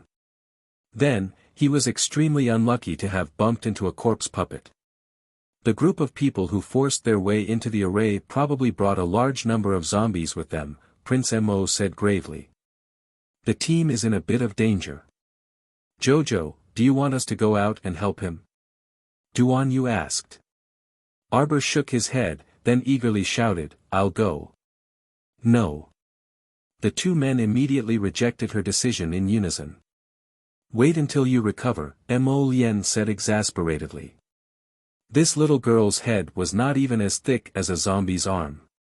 She was simply fooling around. Xiao Qiao lowered her head and looked at her small hands and feet, feeling a little unconvinced in her heart. She had shrunk in size, not a drop in cultivation. These two people's rejection was completely unreasonable. Then let's go out together, Sir Jojo said after some thought. They had been in here for quite a while, and it should be less than an hour before it turned into day. Mo Lien agreed after thinking about it this way. She reached out to hold the little fellow's hand and said, Jojo, it's not convenient for you to do anything with your short limbs. You have to take good care of yourself and be good. Duan Yu couldn't help but facepalm. Isn't this guy getting a little too full of himself? You're the one with short arms and legs. Your whole family is short-handed. The little guy's roar gave Fairy Yellow Crane, who was refining medicine on a distant deserted island, a fright. Master Jojo, when are you going to bring me back? Yellow Crane Fairy could not help but exclaim when she lifted her charcoal black face. Mo Lien subconsciously reached out to dig her ears. She hurriedly picked up the little guy and said with a smile, Husband didn't mean that. Sir Jojo looked at him expressionlessly, then turned his little head and asked curiously, Did you hear Huang He's voice just now? Is Huang He calling for me? No. Mo Lien pursed her lips. Fairy Yellow Crane is busy refining medicine on the island every day.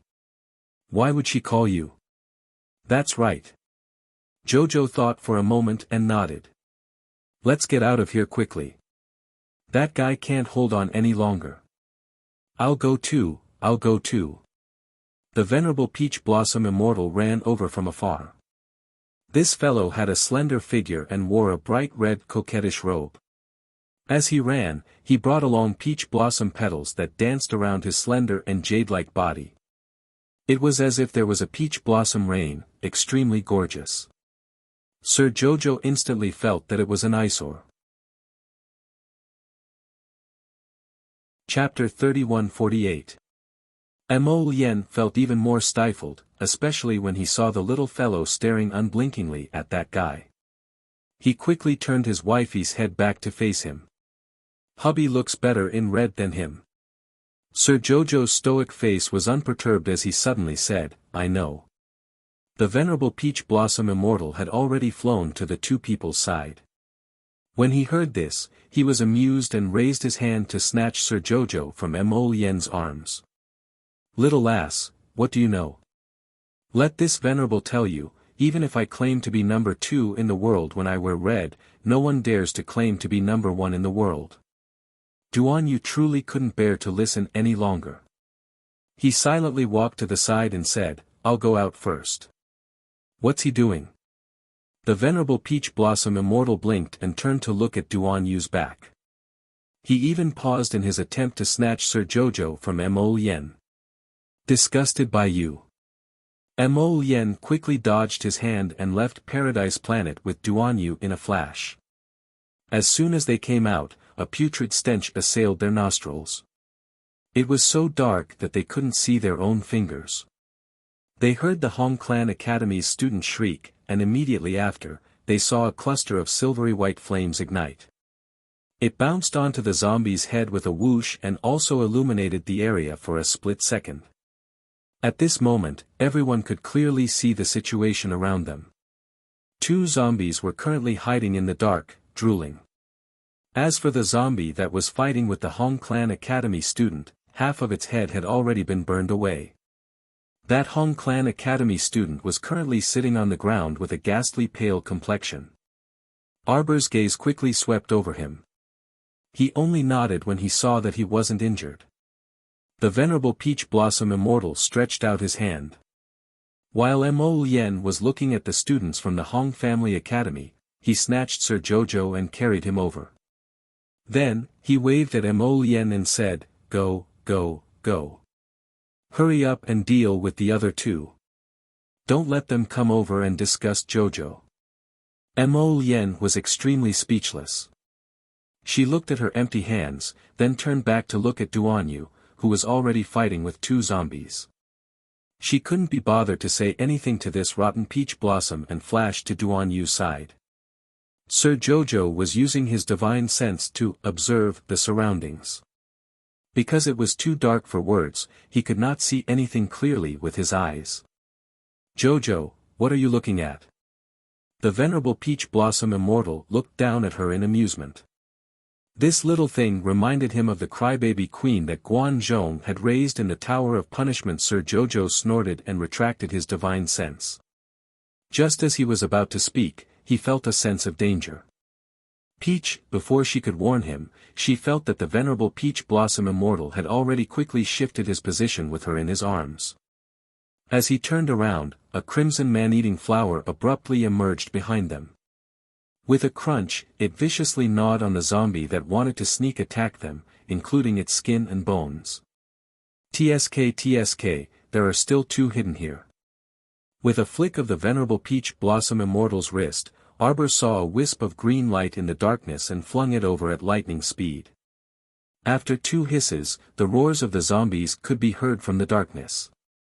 Then, the venerable peach blossom immortal's wrist tightened, tightening the two vines that were restraining the zombies. The furious roars of the two corpse puppets weakened bit by bit until they finally stopped completely. Chapter 3149. Only the Hong Clan Academy student's heavy panting could be heard in the darkness. It was evident that he was terribly frightened.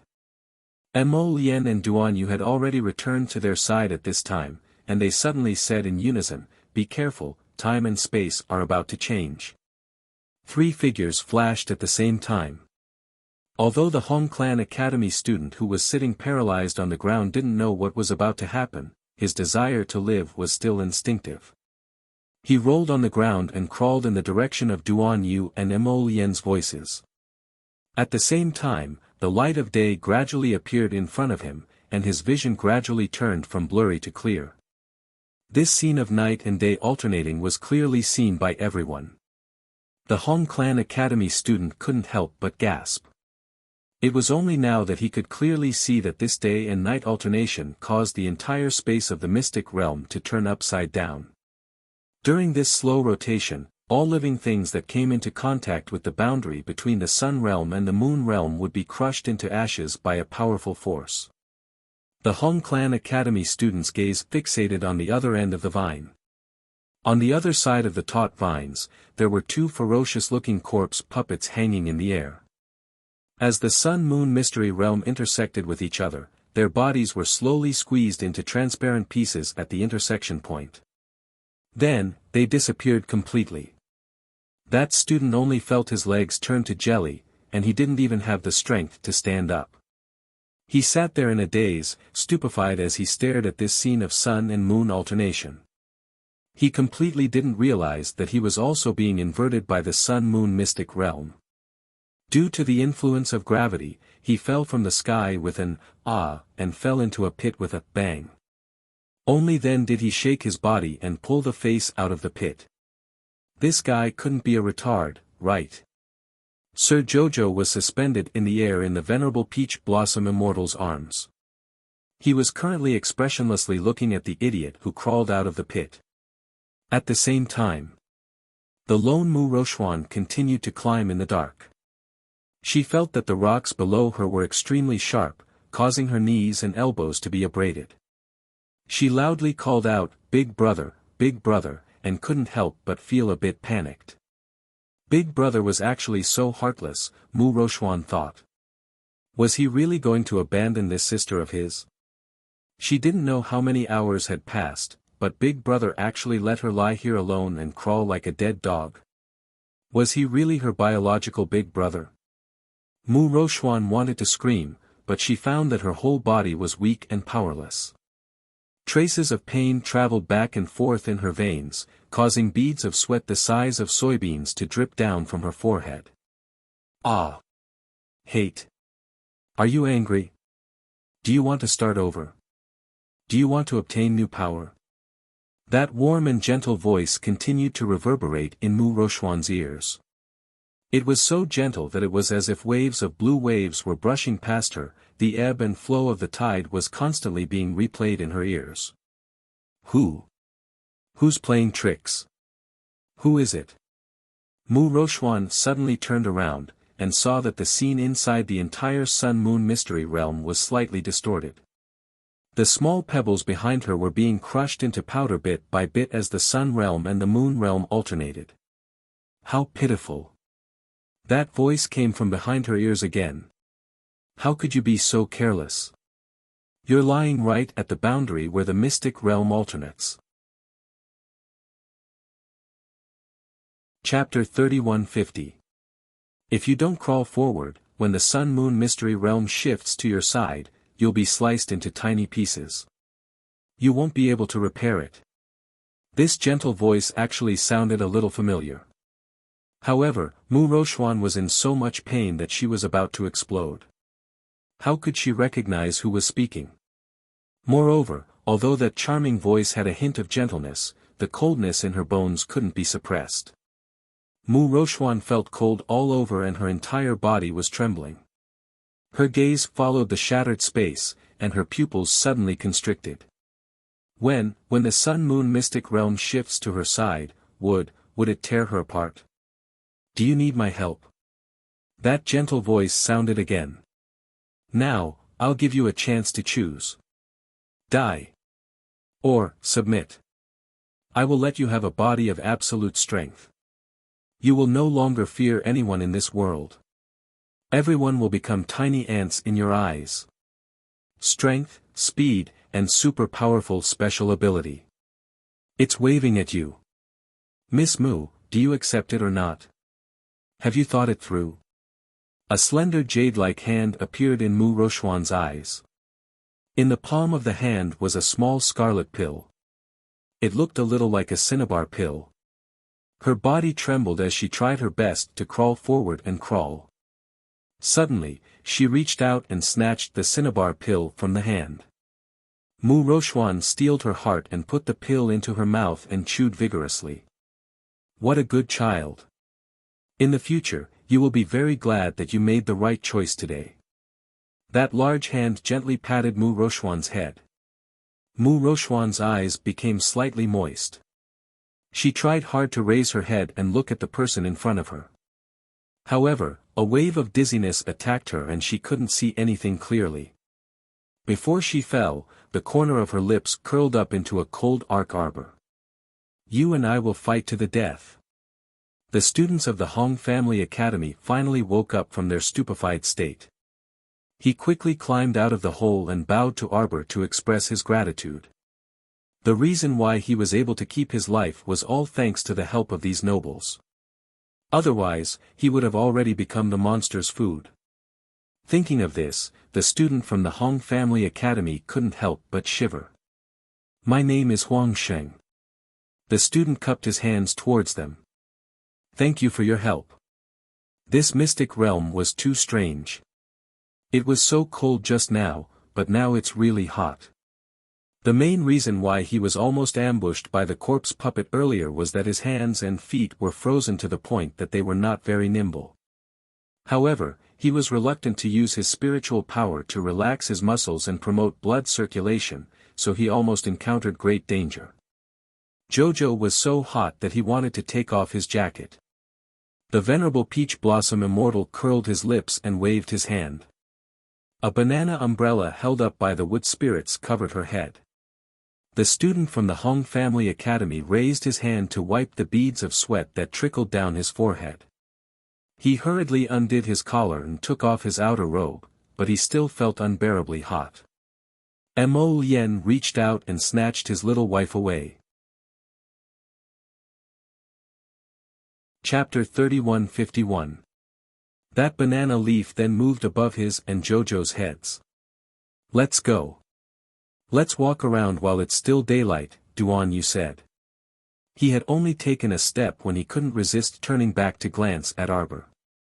Jojo, did you notice that you seem to have grown a bit?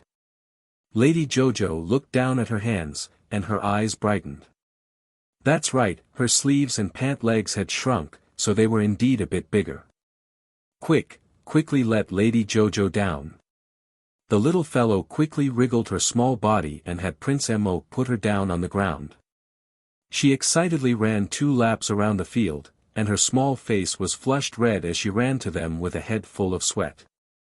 Are you a bit bigger? The venerable Peach Blossom Immortal coughed lightly and brushed away a strand of hair in front of his eyes, turning his face to the side in passing. Duan Yu, Mo Lien, no. Lady Jojo's small face that faintly revealed excitement instantly drooped. She expressionlessly glanced at them before turning to walk forward with her small paws behind her back. Let's go. The trio, why was this little fellow so funny? Did she think that her small arms and legs would grow longer just by running a few laps around the field? Didn't that have to wait for that talisman's effect to wear off first? Jojo, your current appearance is about the same as when you were 7 years old. Mo Lien nodded and said with a smile, that's true. Lady Qiao Qiao continued to walk forward without any expression on her face. She could hear the 3 of them talking behind her. The main reason was that the venerable Peach Blossom Immortal asked curiously, Jojo looked like this when she was 7 years old. So skinny. What do you know? She was even skinnier back then than now. She was as pitiful as a little bean sprout. She didn't weigh anything when I carried her. I met Jojo in her village. What about you? Duan Yu suddenly asked. I was also in her village. The venerable Peach Blossom Immortal instantly asked curiously, what village is that? You two were both in her village back then. Oh right, how did you two meet her? Heh, why should I tell you? When I saw Jojo, she was hiding behind a tree and watching me. Who likes to look at you when you're so shameless? Prince Mo grumpily rebuked Duan Yu. The first time I met Jojo, she was killing people by a stinky ditch. Both of them were shocked and turned to look at Mo Lien. When did this happen? Although Jojo was leading the way with his 2 claws behind his back, his ears were perked up as he listened to their chatter at this moment. He finally couldn't take it anymore and turned back to roar, let's go. The venerable Peach Blossom Immortal couldn't help but chuckle. Who did you kill beside the smelly ditch? Tell me. Since he had nothing to do, he might as well chat. Xiao Mu grumpily glared at them. What stinky ditch? That's a man-made canal in the village. Besides, when did she kill anyone? Didn't she know when to stop? Speaking of the past, she suddenly felt that the days really passed by quickly. Arbor ran a dozen steps forward when she suddenly heard a small noise from her bones. Her mind jolted, and she quickly ducked behind a tree to hide, using the tree to quickly hide in Paradise Planet. Before the spirit domain's power could disperse, it was sealed by Mo Lien and the other 2's powers, who had rushed over in time.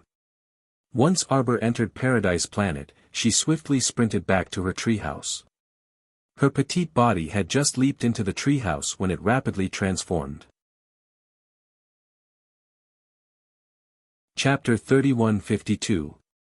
She didn't even have time to take off her little clothes before they burst open and turned into strips of rags that hung on her body. Sir Jojo looked down at her familiar body. With a stoic expression, she took out a red combat suit from her inner world and draped it over herself. It was time to show off her skills. She had enough of this petite body. When she swayed out from behind the tree again, the little stoic was already dressed in a bright red combat suit, which was exceptionally eye-catching. Her fine black hair was loosely gathered, and she stood tall and slender, looking peerlessly beautiful.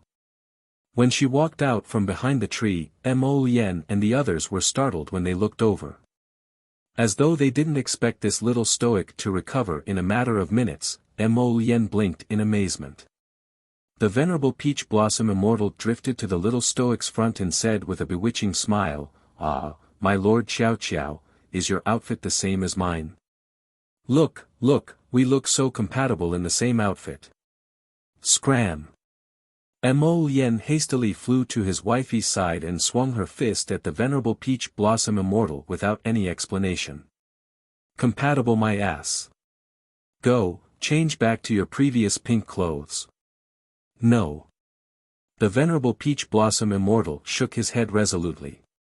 I like to wear red now, the same red as my Sir Jojo's. What should she do when her hands itched to beat someone up? Mo Lien moved her fingers. When she looked back, she saw that student from the Hong Estate Academy called Huang Sheng walking over. Miss Chiao, what's wrong? When he realized that asking Miss Chiao this question might cause her displeasure, Huang Sheng scratched his head embarrassedly and said, apologies, I was just curious and asked out of turn. Arbor glanced at him and naturally couldn't be bothered to explain. Jojo, are you hot? Duan Yu twitched his mouth and asked. It was such a hot day, yet Jojo had wrapped herself in 2 layers and was even wearing a red combat suit that shone like the sun. She looked very hot just by looking at it. Sir Jojo glanced at them expressionlessly and then took out 4 water spirit talismans from her pocket and gave them to them. Use them to lower your temperature. I have 4 pasted in my clothes. Right now, he didn't feel hot. In fact, there were too many people pasted on him. The cold air was whooshing, and he felt quite cold. Everyone was speechless. This is a water talisman. Huang Sheng took a water spirit talisman that was glowing with a purple light. He looked at it, but he couldn't tell what grade it was. However, he had a feeling that this purple water spirit talisman was definitely of an extraordinary level. But Miss Chiao, this nouveau riche, took 4 water spirit talismans and stuck them in her clothes as cooling devices. Stick it on and let it melt into ice. It's quite comfortable to stick it on your back. Huang Sheng's hands trembled slightly. He felt that it was a waste to use the water spirit talisman just like that. But Jojo was looking at him. He could only use his trembling spirit energy to activate the talisman. Enduring the pain in his heart, he stuck the water spirit talisman on his back. Wasn't the water spirit talisman used to attack people? Since when did it have a cooling effect? It was too wasteful. Huang Sheng silently wept. Sure enough, after the water spirit talisman was stuck on his back, he felt cool air whooshing out of his body. He instantly felt better under the scorching sun, and his mind also cleared up. Jojo, you're so smart. It was rare that someone was still praising that prodigal girl at this time. Arbor took out another stack of water spirit talismans from his pocket and handed them to Mo Lien, Duan Yu, and the venerable Peach Blossom Immortal. Chapter 3153. This talisman can maintain its effects for about 2 hours. Once it's used up, we'll switch to another one. The 3 of them nodded repeatedly. Sure enough, after using the water spirit talisman to cool down, they didn't feel that suffocating heat when they walked. Now that they didn't need to expend their spiritual energy to block out the surrounding heat waves, they were all relaxed and quickened their pace toward the depths of the mystic realm. I wonder where Xian and the others were transferred to, Arbor said with a frown. As Huang Sheng followed them, he felt a sense of security. He was very grateful to them and hurriedly asked, Miss Chiao, are you talking about your companions? Previously, I did meet Miss Chi and that fatty brother in front of a large hall. However, we were attacked by a large group of zombies not long after, and we were separated as we fought. Those corpse puppets are chasing after us like crazy. They even split up a few of our teammates who were originally gathered together. I was chased in this direction by them, and in the end, I was the only one fighting. Huang Sheng said, I suspect that someone is overseeing and commanding those zombies. Otherwise, they wouldn't have been able to formulate a strategy of separating and attacking us one by one. Arbor nodded. You said you met Xian at the entrance of a large hall. Huang Sheng quickly nodded. It's just that we've shifted time and space, so I don't remember the exact location of that large hall. As he said this, he scratched his head in embarrassment and looked apologetically at Arbor. Arbor nodded. Xian and the others are very clever and have many defensive items. They are also quite strong, so it shouldn't be a problem for them to deal with 2 or 3 zombies. We just have to find them as soon as possible.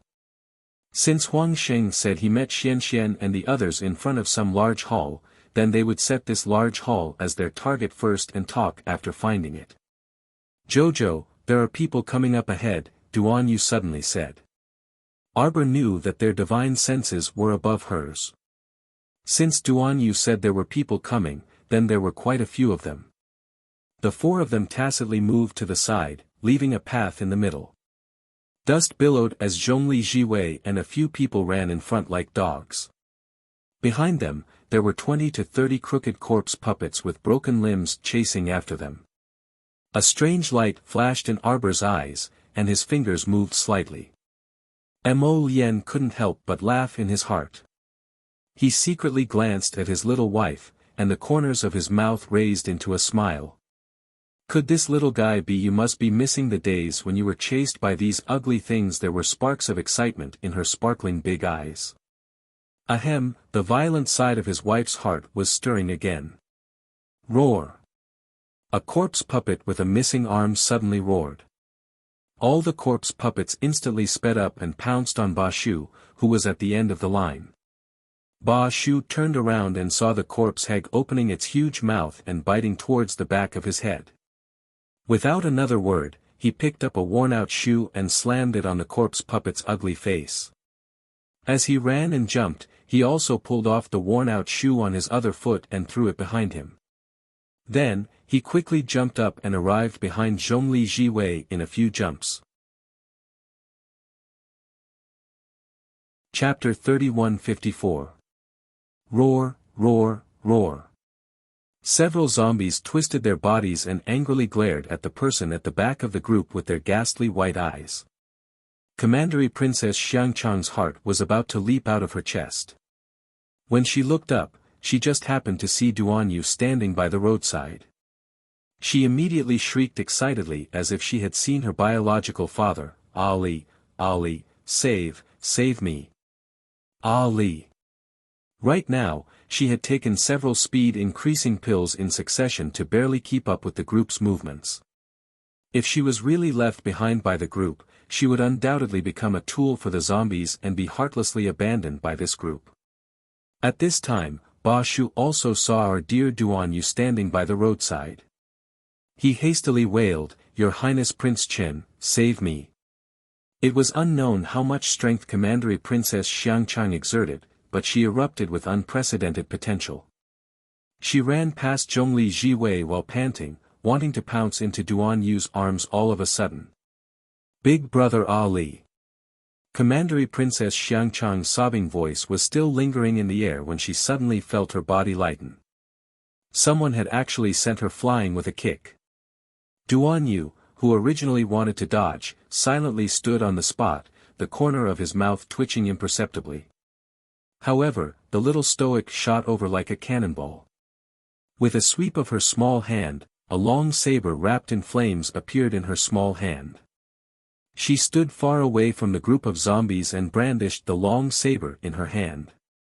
She could chop off a zombie's head with each swing of the saber and conveniently store the crystal cores that flew out from the heads into her storage talisman. After this, Zhongli Jiwei and everyone else's eyes nearly popped out of their sockets. This little stoic simply didn't care about their lives. She purely wanted to find these zombies to fight, so she simply didn't care if those zombies were chasing other people. She picked a few of them herself and just fought with the zombies there. She even switched out several weapons in succession, as if she was opening a weapons shop, trying out all kinds of weapons. It seemed like today was the day he had to try out a weapon that was suitable for killing zombies. Ba Shu dodged left and right to avoid several zombies that pounced at him.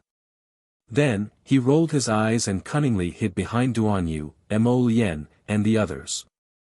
He kept yelling, "Your Highness Prince Chen, this subordinate is about to be beaten to death by these zombies. Please lend us a hand. Duan swept that person a disdainful glance. He was a level 12 great spiritual cultivator, yet he was being chased like a dog by a few mere zombies. Truly shameful. It wasn't that Ba Shu couldn't defeat those corpse puppets, but that this kid was too selfish.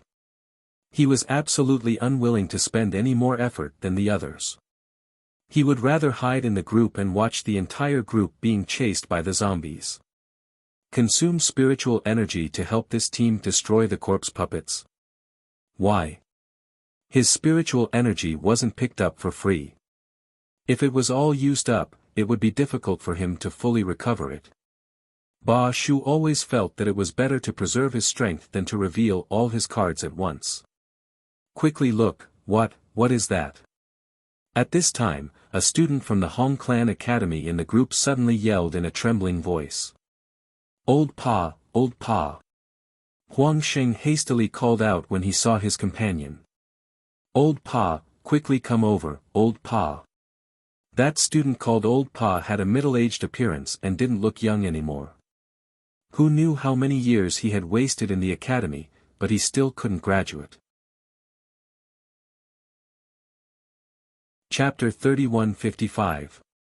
Old Pa looked in Huang Sheng's direction with a slightly happy expression. Huang Sheng, are you alright? I'm fine. Come here, Old Pa. Huang Sheng anxiously waved at his companions. Ah, what's that? Look. Flying corpse puppets. When Zhongli Jiwei heard the hasty cries, her expression couldn't help but change slightly. She subconsciously raised her head to look, and sure enough, she saw a dark mass of flapping corpse puppets sweeping towards them.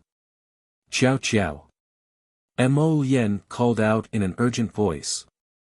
Arbor quickly left the battlefield and returned to their side. He silently pulled out a purple talisman from his sleeve. Try it? Mo Lien curled her lips.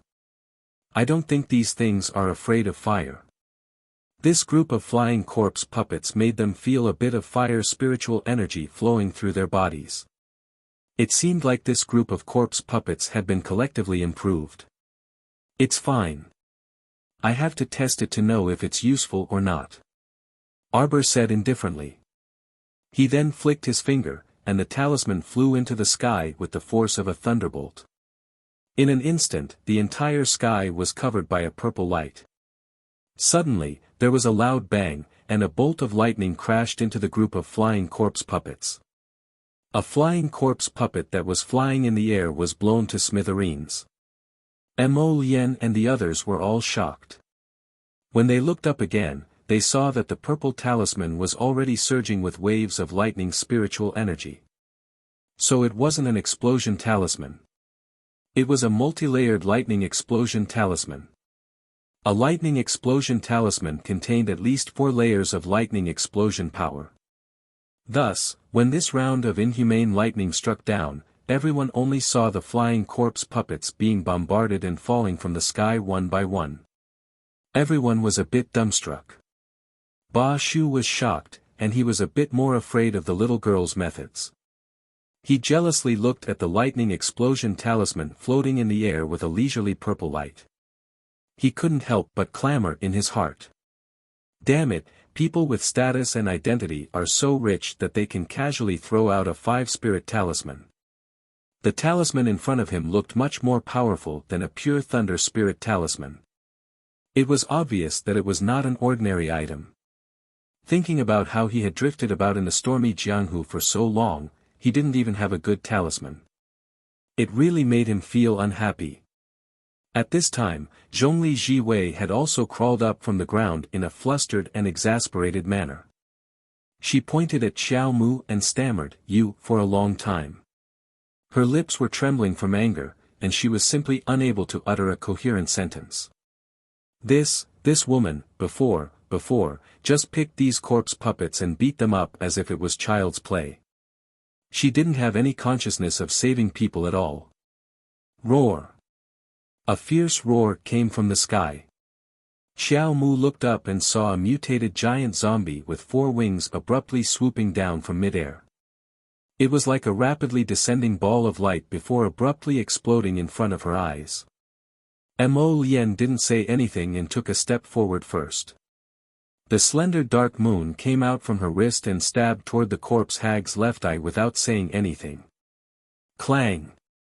When the dark moon cut the corpse hag's left eye, the sound of metal colliding rang out. Sir Jojo's heart jumped fiercely and he couldn't help but shout, "Be careful of this mutated corpse hag. It's already trained to have a head of copper and an arm of iron." Roar! The 4-winged mutated corpse hag's eyes flashed with a fierce light, and it suddenly reached out to grab Mo Lien's arm. Chapter 3156. Arbor's mood rose and fell as he watched the zombie emitting a vicious glint pounce at Mo Lien and viciously swipe its claws. Clang! The zombie's claws were blocked by Mo Lien's godly armor as if they had brushed past an iron plate. Roar! That mutated zombie roared angrily at Mo Lien, as if he had provoked a deep-seated rage. His eyes, which had turned white, stared at him coldly. Mo Lien sneered, and a small cluster of black flames floated out of his fingertip. It didn't flicker very violently, but it was very dazzling. That mutated zombie clearly had intelligence. The instant it saw the black flames, it shuddered and subconsciously shuddered. Mo Lien crooked his slender finger at it, and that mutated zombie's eyes rolled back and forth, following the black flames on his hand. Unexpectedly, it was struck in the head by a 10-inch long bone-piercing nail. That guy roared and turned his head around madly. Mo Lien curled his lips, and the black flames in his hand transformed into a black arrow as he teleported. It sank into the zombie's head with a whoosh. Roar roar! This time, that zombie was truly unlucky. It was suffering from the fact that it couldn't speak. In reality, its head was exploding happily like fireworks. Shut up! Duan Yu floated in the air and plunged his sword deep into the zombie's head. The mutated zombie crawled with its claws, wanting to slap Duan Yu away. Unexpectedly, when it moved, it discovered that its limbs had been bound by several hundred vines at some point in time. Prince Mo sneered on the inside. Who would fight a disgusting fellow like you one-on-one? Of course, it was a group fight and a quick fight. Upon seeing this, Sir Jojo hastily said, "Just beat it until it's crippled, don't kill it. Tie it up and make it into a small base for research." He wondered if the drug in this mutated zombie's body was any different from that of Sister Qizheng. Arbor felt that he could study this point and find out some patterns of the zombie's mutation. When Mo Lien and the other two heard this, they naturally nodded. They would beat him up without caring about anything else first. That mutated zombie puppet was also quite unlucky. Its head had been struck by the black fire and Duan Yu's sword strike, so it was currently in a daze and couldn't even tell north from south.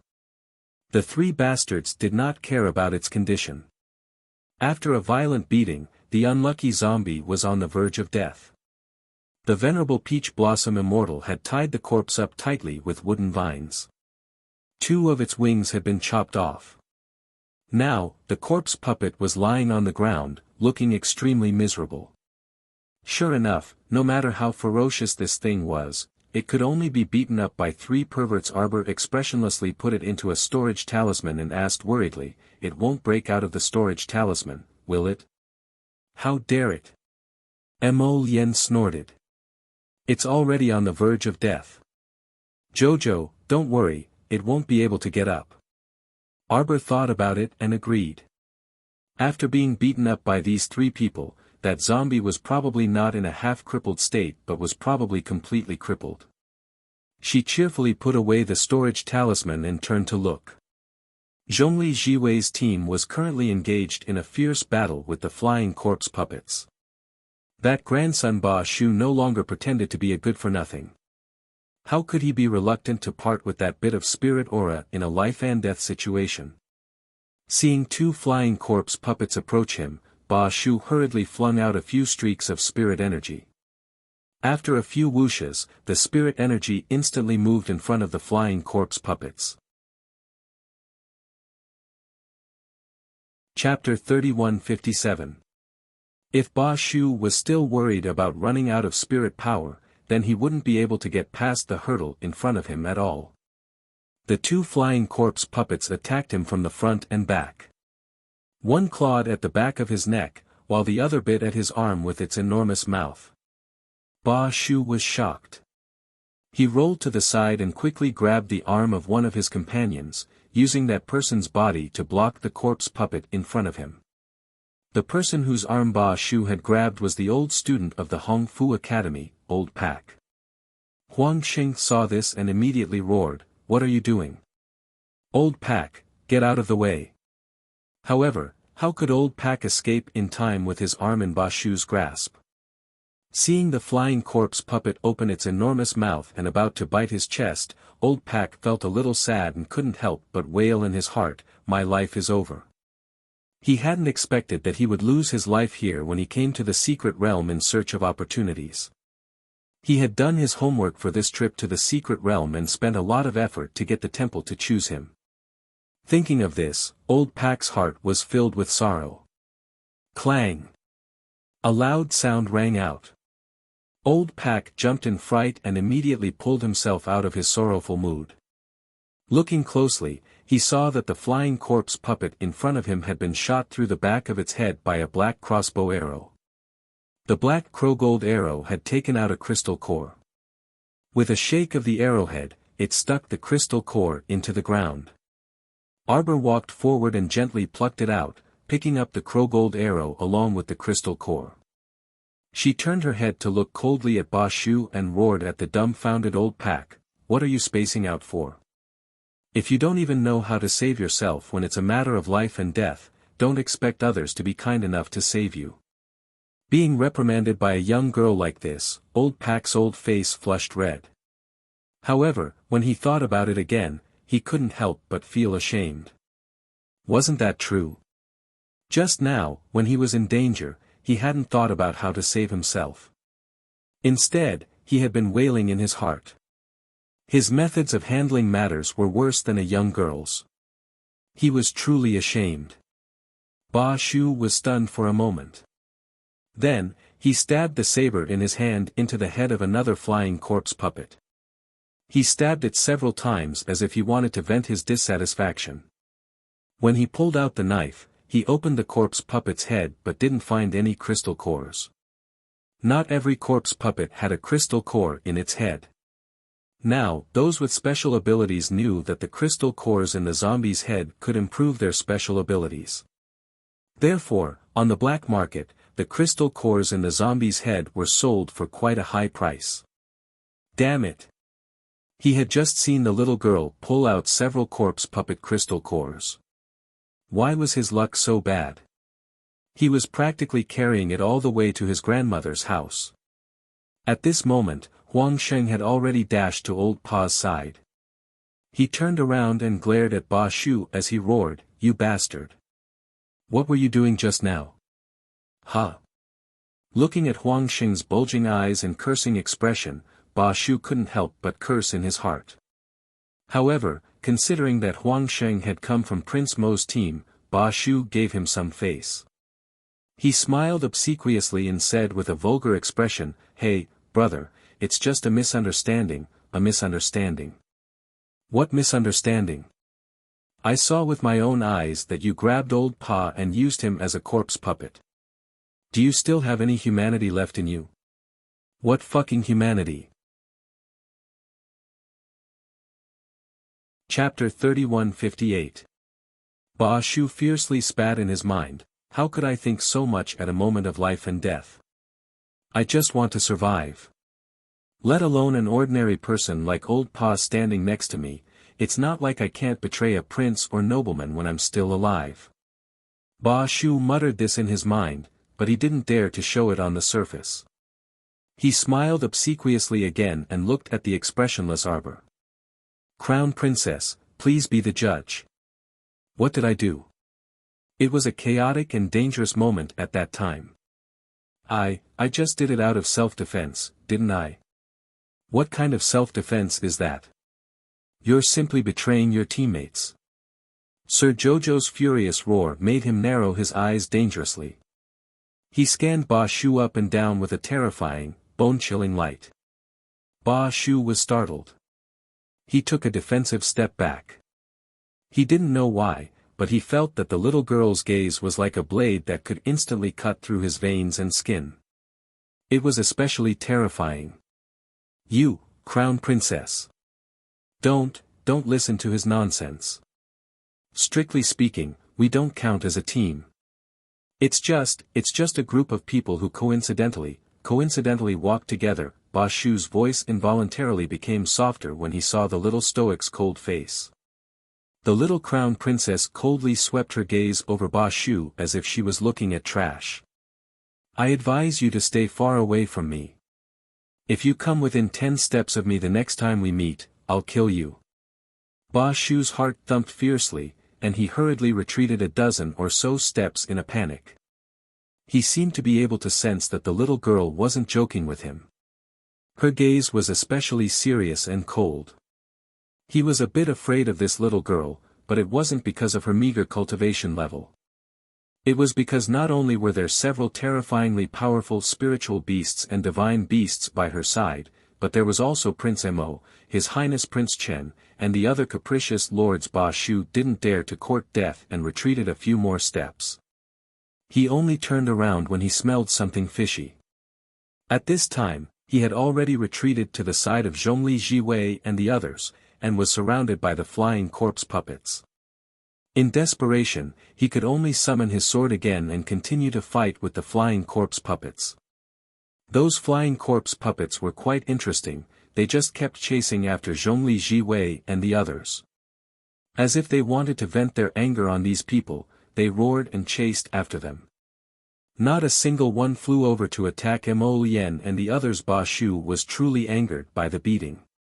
He cursed in his heart, these bastards only pick the weakest ones to bully. If you have the guts, go find Prince Mo and the others.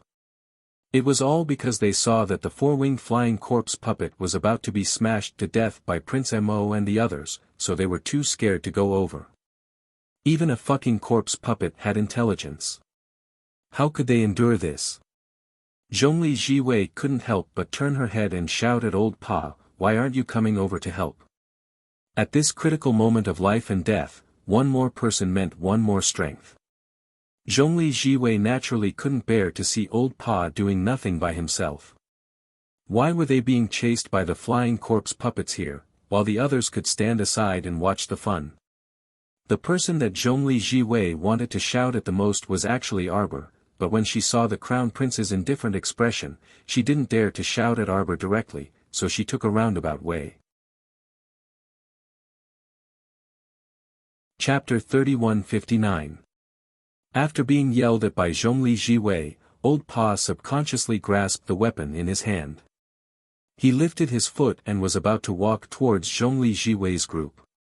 Old Pa, why are you still going there? Huang Xing yelled at him, grabbing his arm in passing. He glanced at Ba Shu with disdain. You're really honest.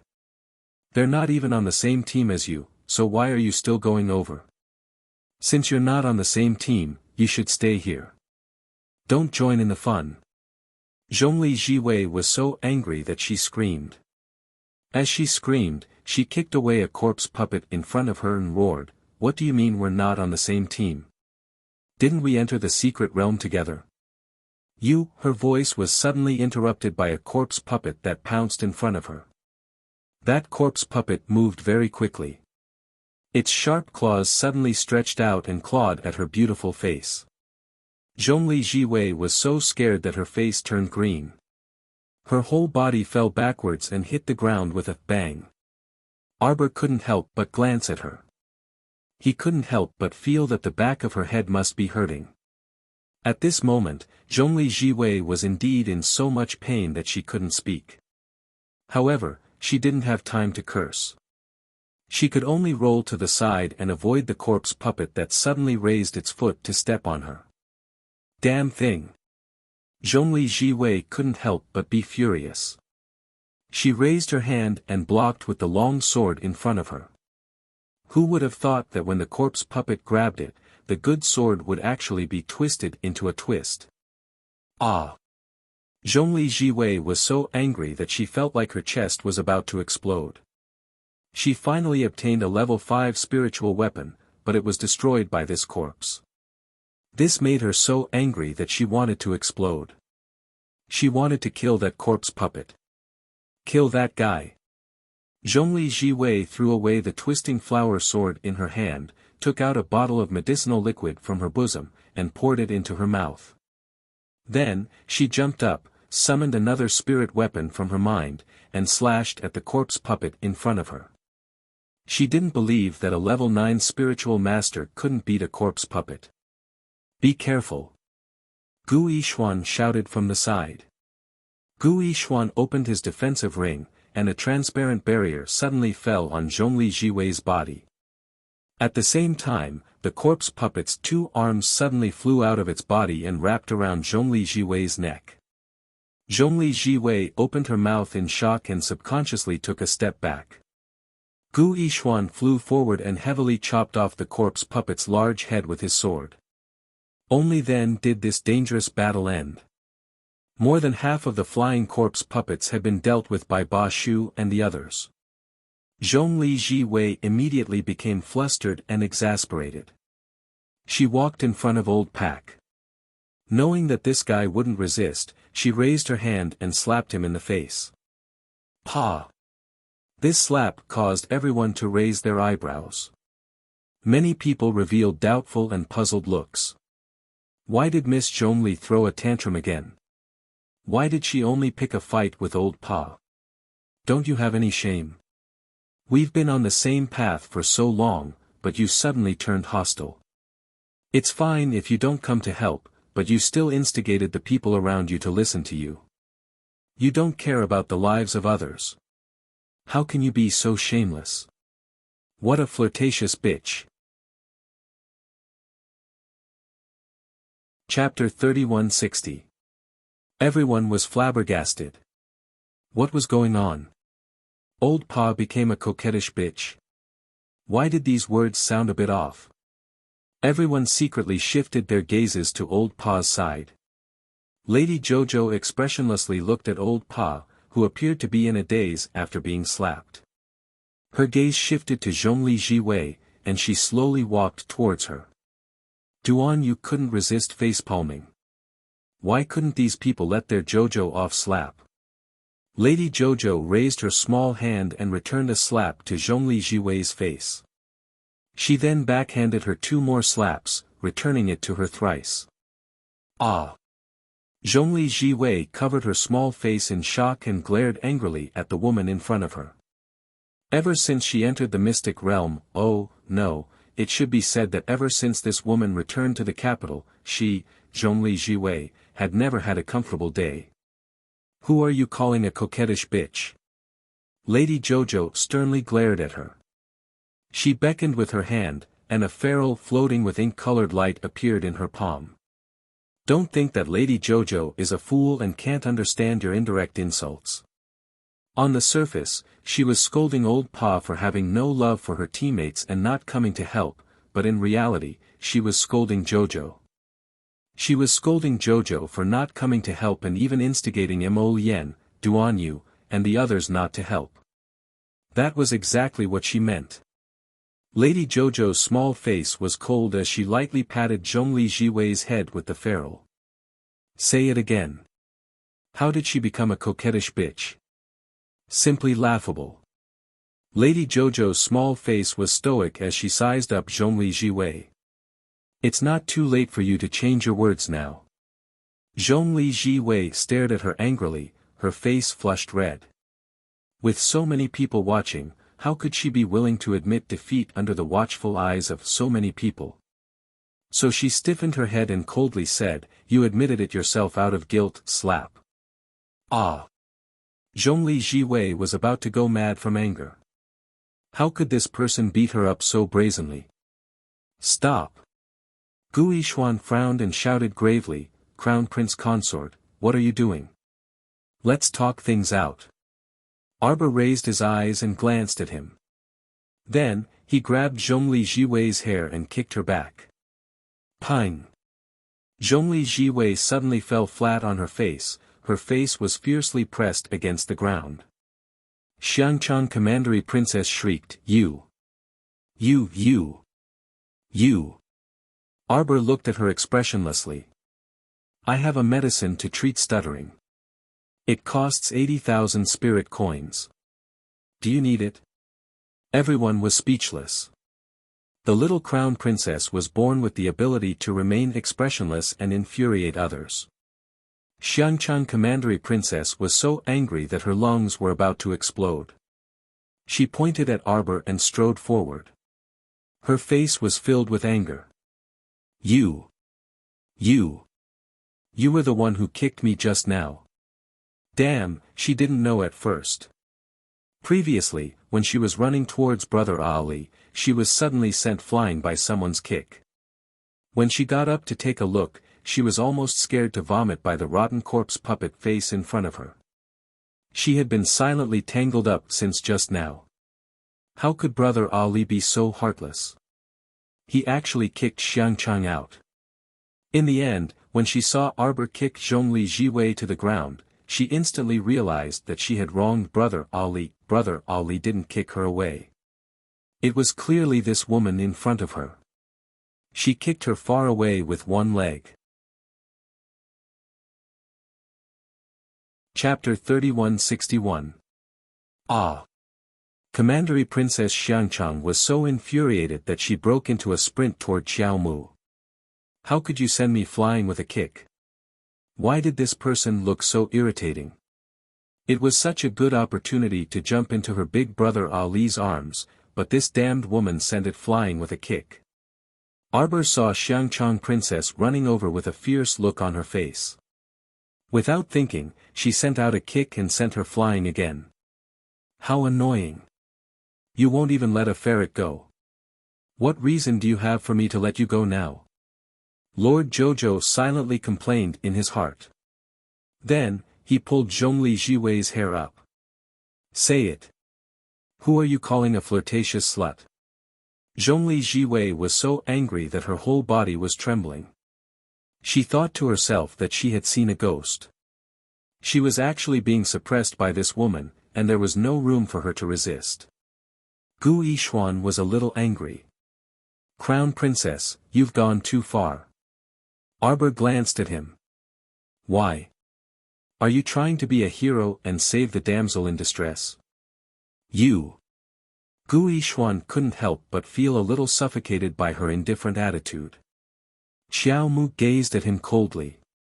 Don't force yourself to stand out in all matters. If you don't have what it takes, then you're stupid if you insist on making a move. These people were really funny. Zhongli Jiwei was pointing at the mulberry tree and scolding the locust tree. Wasn't it too much to scold her for no reason? Was it too much to be pressed down by her now? Her mouth is too smelly. I'm just washing it for her out of kindness. After saying this, Xiao Mu took out an exquisite flask from Paradise Planet and placed it next to Zhongli Jiwei's lips with a sneer. A boy's urine for you to rinse your mouth. You're really lucky. Everyone was dumbfounded. Zhongli Jiwei's eyes widened in shock. She thought that Arbor wouldn't dare, but in reality there was nothing that Arbor wouldn't dare to do. She grabbed Zhongli Jiwei's hair and pulled her scalp, forcing her to look up. The spout of the pot fell down. Everyone immediately revealed a horrified expression. The Crown Prince Consort was too ferocious. Zhongli Jiwei's face flushed red, and she hastily shut her small mouth, revealing an expression that looked like she was about to cry from being bullied. She turned her head to look at Mo Lien with teary eyes. The little stoic was baffled. She slapped her chest and said impatiently, I'm the one who bullied you. Why are you glaring at Jojo's lotus? Mo Lien, Duan Yu couldn't resist chuckling, and he facepalmed in a conflicted mood. Everyone couldn't help but curse in their hearts. Was she glaring at Prince Mo? She was clearly pitifully asking Prince Mo for help. He didn't know what kind of expression this little stoic had in her eyes. Once a very normal matter popped out of her mouth, it felt like something wasn't right. Rinse your mouth with the boy's urine. You can keep your mouth clean in the future. Arbor directly gave Zhongli Jiwei a pot of urine to wash her face and rinse her mouth, then threw a copper pot on her face. Ow! Zhongli Jiwei choked when she opened her mouth. After coughing twice, she felt that her entire body, face, and mouth, was filled with the smell of urine. She was so disgusted that she retched repeatedly. She turned her face to the side and punched the ground, gagging, crying, and cursing angrily. Arbor looked at her expressionlessly. Stay far away from me when you see me in the future. Don't make things difficult for yourself. You bitch. Zhongli Jiwei staggered to her feet and pointed at Xiaomu, sending a burst of spiritual energy flying over without any explanation.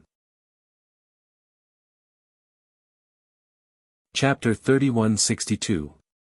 Arbor coldly stared back. The holy wood vine drilled out of his hand and scattered Zhongli Jiwei's spiritual energy with a vine whip. Immediately after, he lashed out with his whip again. Even though they were far away, everyone could only hear a loud "pa" sound. A whip mark immediately appeared on Zhongli Jiwei's body. She curled up in pain and fell to the ground with a plop. Miss Zhongli. Gu Yishuan quickly flew forward and stood in front of Zhongli Jiwei. He roared at Arbor, "Are you done? Ignorant." Jojo's eyes suddenly turned bone-chilling. He raised his hand and the vine whip formed from holy wood wriggled like a snake and lashed at Gu Yishuan. Naturally, Gu Yishuan wouldn't stand there stupidly and take Jojo's whip. Therefore, Gu Yishuan dodged and the whip fell on Zhongli Jiwei's body again. She had just lifted her body up when she suddenly fell to the ground. Her entire body was in so much pain that she howled. You see, you don't want to save her either. Arbor coldly said, "Why do you have to pretend to be a saint?" Me?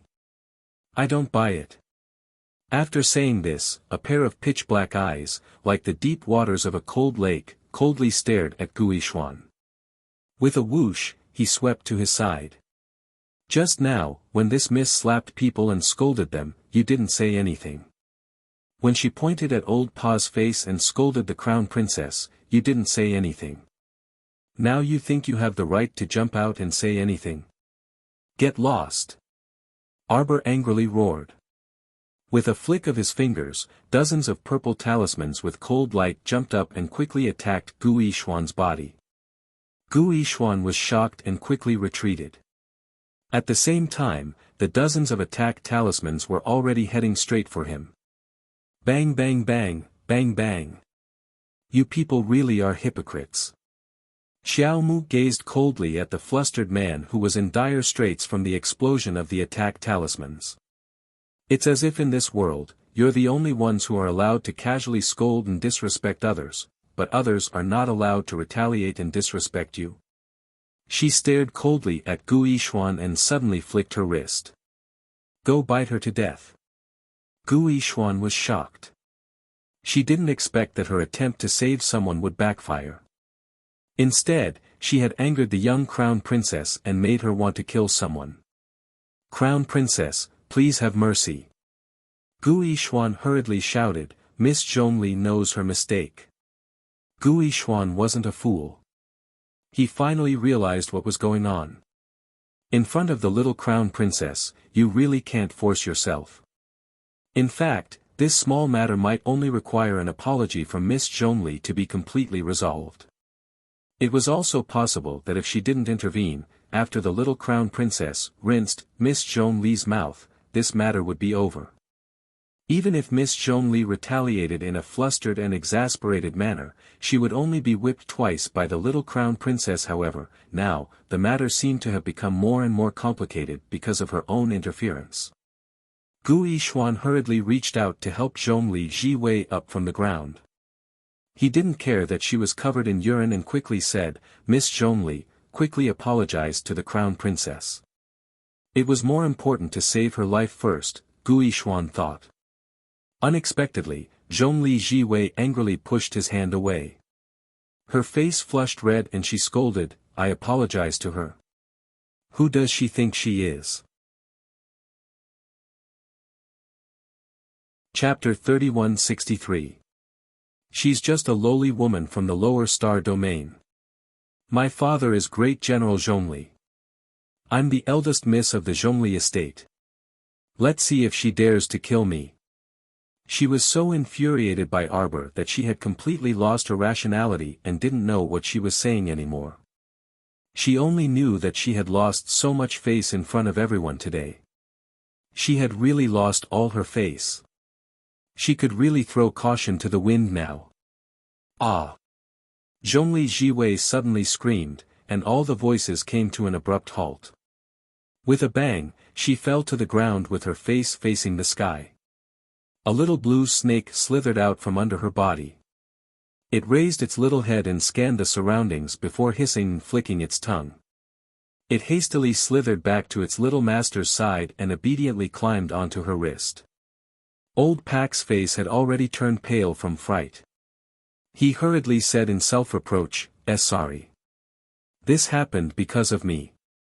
He didn't know what to say now. This Miss Zhongli usually had a bad temper and yelled at everyone, but he didn't expect that she would suffer such a huge loss in the hands of this stoic-faced little crown princess today. These aristocrats of the great divine continent shouldn't implicate a small citizen like him when they fought among themselves. Arbor glanced at Old Pak indifferently. It has nothing to do with you. This Zhongli Jiwei had been scolding her the entire time. She had been scolding her Arbor the entire time. Old Pak was merely being used as a raft by that woman.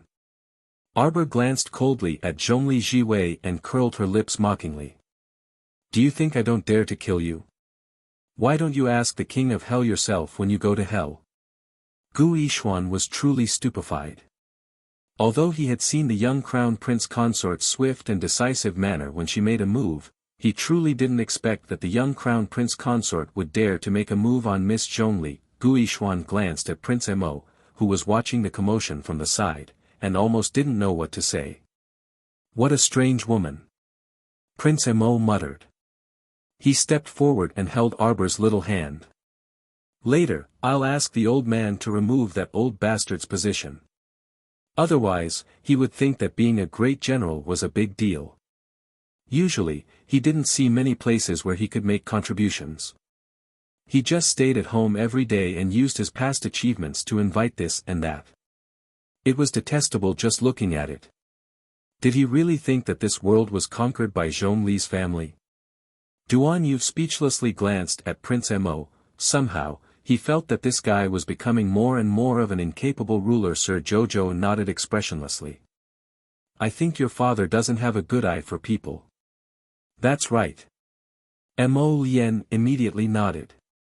That's why I'm quite worried about him. He's always surrounded by sycophants. No wonder the development of Shenzhou is so slow. In the future, the world will depend on the two of us. Duan Yu, he felt that compared to Mo Lien's poisonous mouth, he was more benevolent to his royal father in terms of shamelessness. If Prince Mo claimed to be second, no one would dare to claim to be first. Saying that the world would depend on the two of them in the future. When the emperor of the Shenzhou province heard this, he would definitely fall to the ground in anger. Gu Yixuan opened his mouth and couldn't resist saying, Crown Princess. How could the little crown princess still pay attention to him? She directly turned around and pulled Mo Lien away. Huang Xing suddenly shouted, Hey, that main hall has appeared. It's in front, the main hall we went to before. Chapter 3164. Arbor's eyes lit up, and he turned to nod at Huang Xing. Come. After saying that, he quickly pulled Mo Lien and called out to Duan Yu and the venerable Peach Blossom Immortal before dashing towards the main hall that appeared out of thin air. Could it be that the space inside the mystic realm is changing again? There should be another 4 hours before it changes. Mo Lien calculated the time and said, "It's not time yet." Arbor nodded and wanted to say something else, but Chocho shouted, "Master, master, the little monk is making a fuss about wanting to come out. He's rolling around on the ground, and I can't control him." "Wasn't rolling around your favorite thing to do? Could it be that rolling around was contagious?" Sir Jojo said with a stoic face, "Then let him out." The little monk was released, and his chubby body hung onto Jojo's arm as he whined, "Benefactress, this little monk couldn't pee at all just now." Arbor, Mo Lien was exasperated as she pulled him over and threw him onto her back. "It must have been hard on you." The little monk continued to grumble, "Benefactress, it's wrong of you to force this little monk to pee like this." "It won't happen next time," Sir Jojo said with a dark expression. The little monk sniffled. "Benefactress, you said you would keep bringing this little monk with you after entering the mystic realm, but you keep lying to me and tossing me somewhere else at the drop of a hat." "I'll keep bringing you with me from now on." "Benefactress, this little monk's stomach is a bit hungry." Arbor, "Benefactress, can you not make Benefactress Crown Prince carry this little monk?" Mo Lien really wanted to slap him to the ground. She couldn't get him off even if she wanted to. Why did this imp like to prattle so much? "Benefactress, this little monk told you just now that this little monk's stomach is very hungry." Duan Yu couldn't resist guffawing. This guy really made people laugh uncontrollably. Arbor took out a white and chubby bun from his inner world and dashed to Mo Lien's side, stuffing the little monk's mouth with the bun. The world fell silent. Jojo let out a sigh of relief. The venerable Peach Blossom Immortal floated around them for a while and suddenly asked, "Hey, have you noticed? Although the palace is right in front of us, we've already sprinted for over a dozen kilometers, and it's still just a short distance away." Hearing this, everyone stopped in their tracks. As soon as they stopped, Huang Sheng and Old Pa also stopped. Behind them, Gu Yishuan, Xiangchan Princess, and the others also stopped. Gu Yishuan was still holding the unconscious Zhongli Jiwei. She raised her eyes and looked in the direction of Arbor. She gritted her teeth and said, "Crown Princess, Miss Zhongli was bitten by your poisonous pet, there is no antidote." This Gu Yishuan had caused her trouble again and again. Arbor's attitude towards this person was already extremely impatient. Gu Yishuan, who was holding Zhongli Jiwei's arm, stiffened. Lowering his head to look at Zhongli Jiwei, he saw that her complexion was incomparably dark, and her breathing was faintly discernible. This poison was truly vicious and ruthless. It had only been a few moments since she was poisoned, but she seemed to be on the verge of dying. This Zhongli Jiwei was a level 9 spiritual cultivator, yet she couldn't withstand that little blue snake's poison. Gu Yishuan secretly glanced at the young crown prince consort again with some wariness in her heart. Arbor simply couldn't be bothered to care what this person was thinking. Whatever he wanted to guard against had nothing to do with her. Chapter 3165. As long as this Gu Yishuan didn't find trouble with her, she naturally wouldn't neurotically find trouble with him. If he had eyes, he naturally wouldn't find trouble with her again. It's clearly this main hall. Look, look, look. Sun Moon Temple, do you see it? Huang Sheng pointed ahead at the inverted signboard hanging above the main hall. This is the main hall I came to before. It was also around here that I met Miss Qi and the Fatty brothers. Mo Lien narrowed her eyes, and her gaze gradually shifted to a certain spot as she tilted her head up slightly. Following his gaze, Xiao Mu looked over, and a spectacular spectacle suddenly appeared before her eyes. The entire sky was covered by a layer of aqua-blue film, as if it was a shallow ocean. Under the refraction of the sunlight, it emitted a transparent arc. Above their heads was a row of extremely extravagant and resplendent main halls hanging upside down. And the main hall they saw on the horizon earlier was merely a projection of this main hall hanging upside down in the sky. Colored glass spires, golden houses, and those rows of main halls were hanging downwards, and the spires were shining brightly above their heads.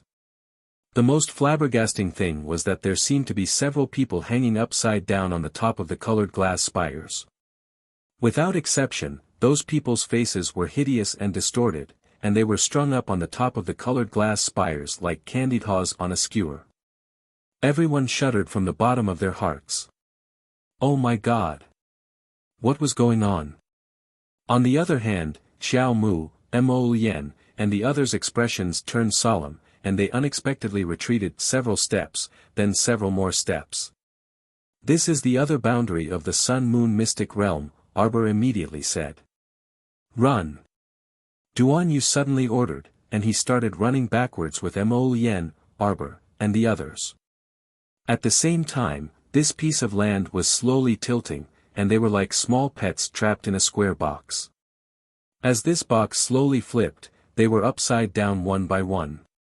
Gu Yixuan's face immediately changed, and she subconsciously tightened her grip on Zhongli Jiwei. He suddenly understood what was going on with the people strung up on the crystal spire.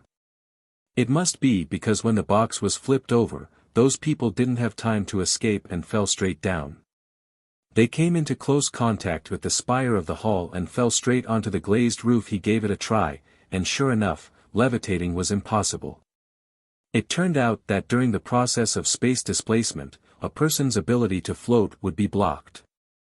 Gu Yixuan took a deep breath. He was practically dragging Zhongli Jiwei as he ran. Then, he realized that his speed had been slowed down quite a bit. At this time, Arbor and Mo Yen's group had already run out of the boundary. At the same time, they dragged the panting Huang Sheng and Old Pak out of the boundary. Old Pak panted heavily as he sat on the ground, panting heavily.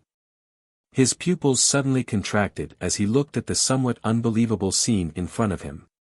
That boundary was like a box, and it was currently flipping over at an even faster speed. Gu Yixuan finally chose to give up on Zhongli Jiwei in his internal struggle and rapidly retreated from the boundary. When he looked back, he saw that Zhongli Jiwei had already opened her eyes and was moving her lips at him, glaring at him hatefully. In the end, she screamed and fell down with the others. Gu Yixuan closed his eyes. When he opened them again, he saw that Zhongli Jiwei had already become one of the candied haws on the glazed roof. Chapter 3166.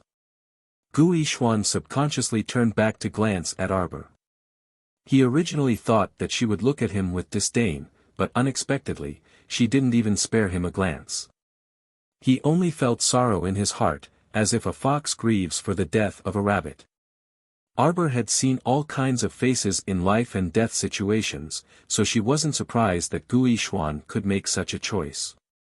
In fact, no one could find fault with Gu Yixuan's decision. In a life and death situation, who would truly risk their life for someone who was neither a relative nor a friend? Gu Yixuan's slender face had a trace of haze. He was somewhat depressed, but there was also an inexplicable anger. He didn't know what was going on. Facing this little crown princess, he always felt like he was punching cotton, with no place to exert his strength. If she ignored you, you couldn't vent your anger even if you were as angry as the sky. Gu Yixuan took a deep breath and forced himself to turn back calmly.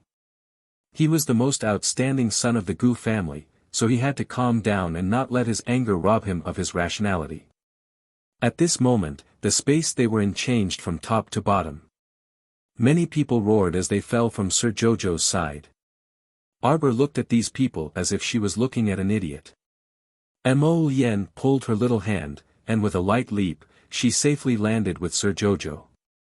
When the space was completely changed, looking from afar, on the horizon, there seemed to be two palaces separated by a distance, one in front and one behind.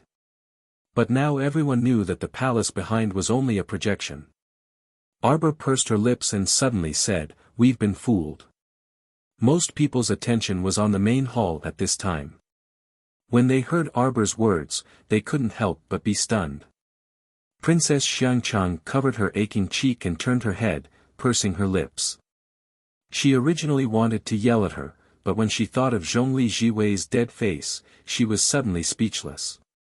Her face was swollen after being kicked twice by this stoic face. Now that she saw her big brother Ali, she was actually a little traumatized and didn't dare to casually go over to look for a beating. Sir Jojo turned to look at Mo Lien and the other two and said, "This mystic realm is definitely not something that can be changed in 8 hours. You see, it's changing irregularly now. Moreover, the space has changed once, but the time hasn't changed." Prince Mo and the others nodded. This secret realm should have an owner. Arbor's words caused an uproar among the crowd. The master of this secret realm is trying to think of a way to kill us. Therefore, there was no such thing as an 8-hour cycle. The master of the mystic realm must be hiding somewhere, and when he noticed someone walking into the boundary, he would flip time and space. If everyone was caught off guard, they would definitely be tricked by it. A sweet-looking woman walked out from beside Gu Yishuan and said with a smile, "But I still have a question. Just now, during the space swap, everyone escaped the boundary, then the space flipped, and we were flipped from the ground to the surface. Then, everyone lost the gravitational pull and fell down. Why is everyone fine?" A light bulb lit up in Gu Yishuan's mind, and he nodded solemnly. "That's right. Why?" Sir Jojo blinked and looked at Mo Lien, then at Duan Yu and the Venerable Peach Blossom Immortal. No wonder these people were falling down like dumplings. So it turned out that they couldn't float after losing the gravitational pull. Chapter 3167. Thinking of this, when she saved Huang Sheng, the Venerable Peach Blossom Immortal also floated down while carrying her and didn't fall down at that time. She even mocked Huang Sheng for being an idiot and asking why he couldn't float. Now, it seemed like they couldn't float either. The master of this mystic realm couldn't control a transcendent realm. This thought suddenly flashed through Sir Jojo's mind, and he glanced at the woman who spoke.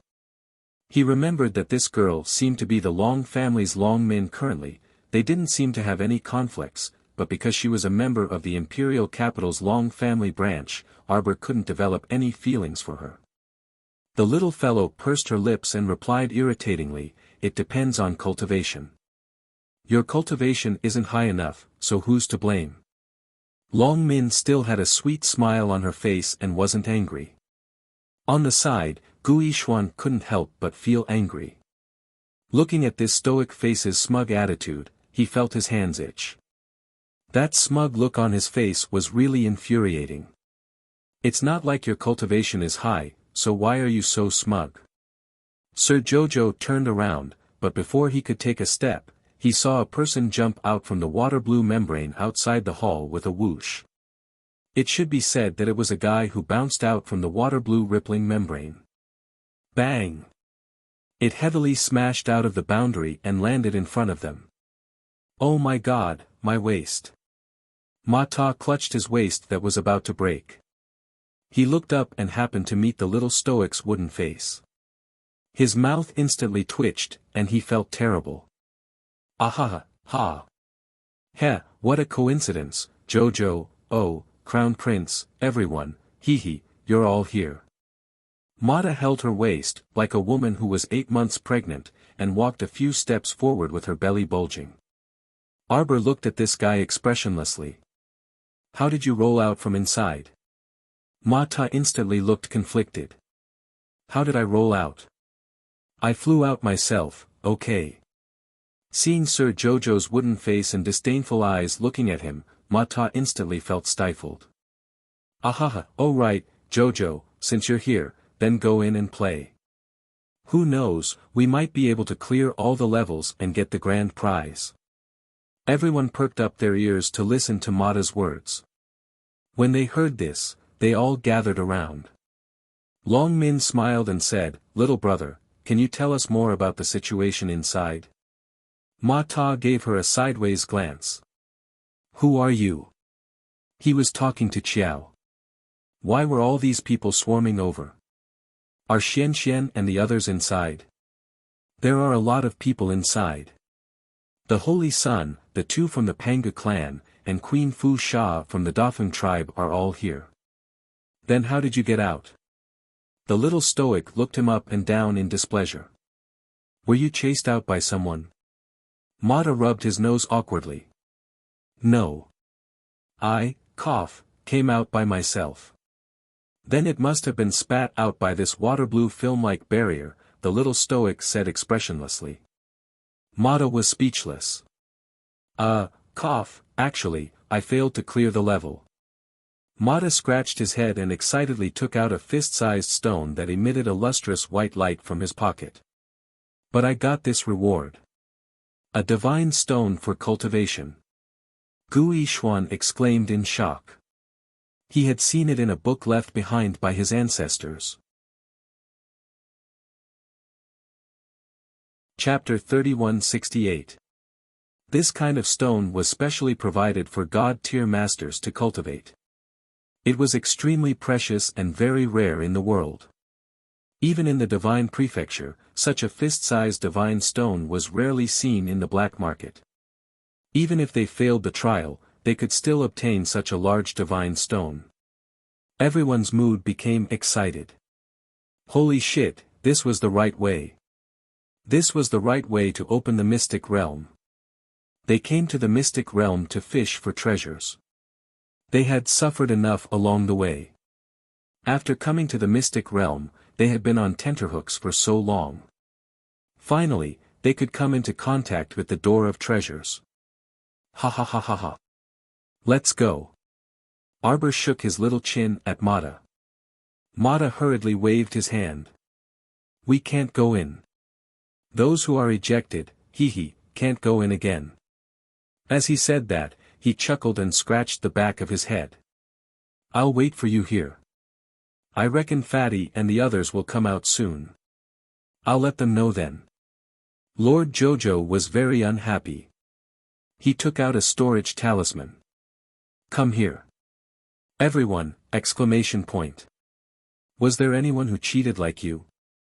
If the mystic realm really had a master spirit, it should have destroyed you, cheater, first. Mata's eyes lit up. Oh my Jojo, you're so smart. Come, quickly take me. What I love the most is following Xiao Xiao to take risks, rob, together with her. He happily allowed himself to be stored inside Xiao Mu's storage talisman. Arbor stuffed the talisman under his sleeve. In fact, he had already moved into Paradise Planet and placed Mata on Paradise Planet. That guy was her important companion. Of course, she wouldn't be at ease putting him in a storage talisman. Who knew if the storage talisman would be sensed by the barrier when they entered, and the storage talisman would be torn apart. As for her Paradise Planet, as long as she didn't casually open this spirit realm, no one would sense the spirit realm's aura from her. Moreover, she was inexplicably confident that even this Sun-Moon mystic realm couldn't compare to her star realm. The Sun-Moon mystic realm wanted to crush her star realm. It would be impossible for him to even dream about it in his next life. Sir Jojo took a step forward expressionlessly and led the way to the front of the hall that was surrounded by circles of water-blue ripples. Mata picked a peach on Paradise Planet and was nibbling on it when he suddenly remembered something and exclaimed, "Ah, Jojo actually recovered." Lady Jojo curled her lips. What a slow-witted fellow. The group of people had just arrived at the entrance of the main hall when they heard two ping-ping sounds. A pair of dusty young men were suddenly thrown out, and were thrown next to the pillars of the main hall. Arbor turned to look at them and saw that it was the Crown Prince of the Duke of Eternal Peace, Mo Lu, and the idiot Prince of the Underworld Continent, Ming Bao. Ming Bao saw the two of them at a glance and hurriedly jumped up with a smile. Ayaya, Divine Prefecture's Crown Prince, Crown Princess, nice to meet you. Oh, Prince Chen of Tsangzhou is here too. And this is... The little stoic walked past him and didn't even spare him a glance out of the corner of her eye. She directly climbed up the steps and stood in front of that circular arched entrance. Ming Bao didn't retreat in the slightest because of the little crown princess's cold expression. He even walked forward with a grin and hurriedly introduced her, Crown Princess, let me tell you. Do you see the groove on that door frame? Put a spirit stone inside, and the door will automatically open. The little Crown Princess retreated a few more steps and stood next to Mo Lien and the others. Chapter 3169. Once she retreated, Long Min and the others impatiently squeezed forward. Don't push. Gu Yishuan said in a low voice. Since spirit stones can open this door, then we all have a chance to go in. Long Min took the lead and walked up the stairs, flicking the spirit stones she had prepared earlier into a groove above the door knocker. Dang! The door slowly opened, and Long Min happily stepped in first. At the same time, two people also appeared behind Long Min and quickly followed in. In less than 3 seconds, those two people were sent flying by the blue water membrane. With two bam-bam sounds, they landed heavily on the ground, unable to straighten their backs for a long time. Ming Bao pointed at those two and laughed maniacally. There are actually people so stingy, thinking of not spending a single spirit stone and sneaking in with others. My heavens! Now we're in for it. Those two people climbed up from the ground, embarrassed, and squeezed forward to take out 2 spirit stones each. At this time, Gu Yishuan and the others had already walked in. Those two people flicked the spirit stones into the groove, but after waiting for a long time, they didn't see any reaction from the door. The other person's expression changed. As if unwilling to give up, he took out another spirit stone and tried again. In the end, there was still no reaction. As if their parents had died, the two of them looked at each other with teary faces. They were both regretful and angry, thinking that if they had known this would happen, they wouldn't have coveted that small advantage just now. Arbor saw those two people standing at the door and blocking the way, so she said, "Please make way." She didn't let the others enter the house first because she was being modest. The reason was that she couldn't let others follow behind her and take advantage of her, so the best way was to let them all go in first, and Sir Jojo and his group of relatives and friends go in last. How could Prince Mo and the others not know what the little fellow was thinking? They didn't show anything on their faces, but they were secretly laughing in their hearts. Those two people were very angry that they couldn't enter even though they had the door, but when they saw Sir Jojo coming forward, they couldn't help but roll their eyes. One of them licked his lips and said with a smile, "Crown Prince Consort, why don't you put us into that storage talisman as well and bring us in together?" Shoo!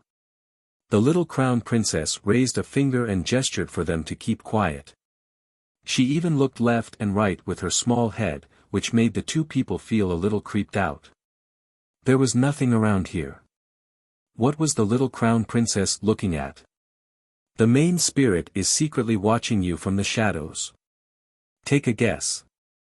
If I put you into the storage talisman and bring you in, will the boundary of the secret realm crush you and the storage talisman? The two men shuddered and broke out in a cold sweat. When he looked up again, he saw that Arbor had already opened the door to the main hall with spirit stones and was the first to enter. Mo Lien and the other two entered in a single file. Naturally, they paid the spirit stones as well. Huang Sheng and Old Pa, who were following behind them, also hurriedly took out 2 spirit stones and threw them into the groove above the door knocker. The group of them walked along the ground that was paved with large pieces of bluestone bricks. Along the way, they felt that the entire main hall was empty. "Jojo, can I come out?" Mata asked excitedly. "It's better if you don't come out," Arbor said mildly. "I suspect that this main spirit is eerily watching us. It can't sense where you are, but that doesn't mean it doesn't want to eject you." Chapter 3170. If you appear beside us, it definitely won't let you off. Mata thought about it and agreed. He said with some vexation, "This way, I won't be able to see what's going on outside. But let me tell you, there are pits everywhere in this main hall. You have to be especially careful when it asks you to pick a door or passageway. You'll suffer greatly if you pick the wrong one. Arbor blinked. Get Chocho to throw you a demonic pupil, and you'll be able to see the outside environment. Mata was silent, evidently going to ask Chocho what a demonic pupil was. Arbor didn't mind and walked forward with Mo Yen and the rest for a while. At this time, they heard Mata's cheerful voice. Jojo, I can see it. Chocho said it's fine to throw this eye on you. That way, you'll have this eye. As long as you walk, I'll be able to follow you wherever you go. I'll be able to see the outside environment clearly, the demonic pupil was originally an accessory of Chocho's little brother, the demonic pupil seed, so it naturally wouldn't harm its little master, Sir Jojo. Throwing it on Jojo's body was indeed the best option. Forward. Right, right. Continue forward. There's only one door ahead, so you don't need to make any choice. After entering, there are 2 passageways, so you'll have to choose. Mata was mumbling something inside the cell. Meanwhile, the little monk was sprawled on Mo Yen's shoulder with a sleepy expression. Arbor looked back and saw that the little fellow couldn't even lift his eyelids.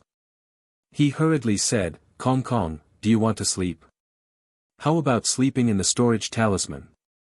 The little monk hurriedly lifted his eyelids and shook his head with a resolute expression. This young monk isn't sleepy, this young monk is just a little hungry. Benefactress, give this young monk a peach to perk himself up, and this young monk will immediately be energized. Mo Yen, Duan Yu, and the venerable Peach Blossom Immortal looked at him exasperatedly. Arbor expressionlessly handed him a watery peach. The little monk's eyes immediately lit up. He opened his small mouth and was about to take a bite when he suddenly realized that the peach in his small hand had disappeared without a trace.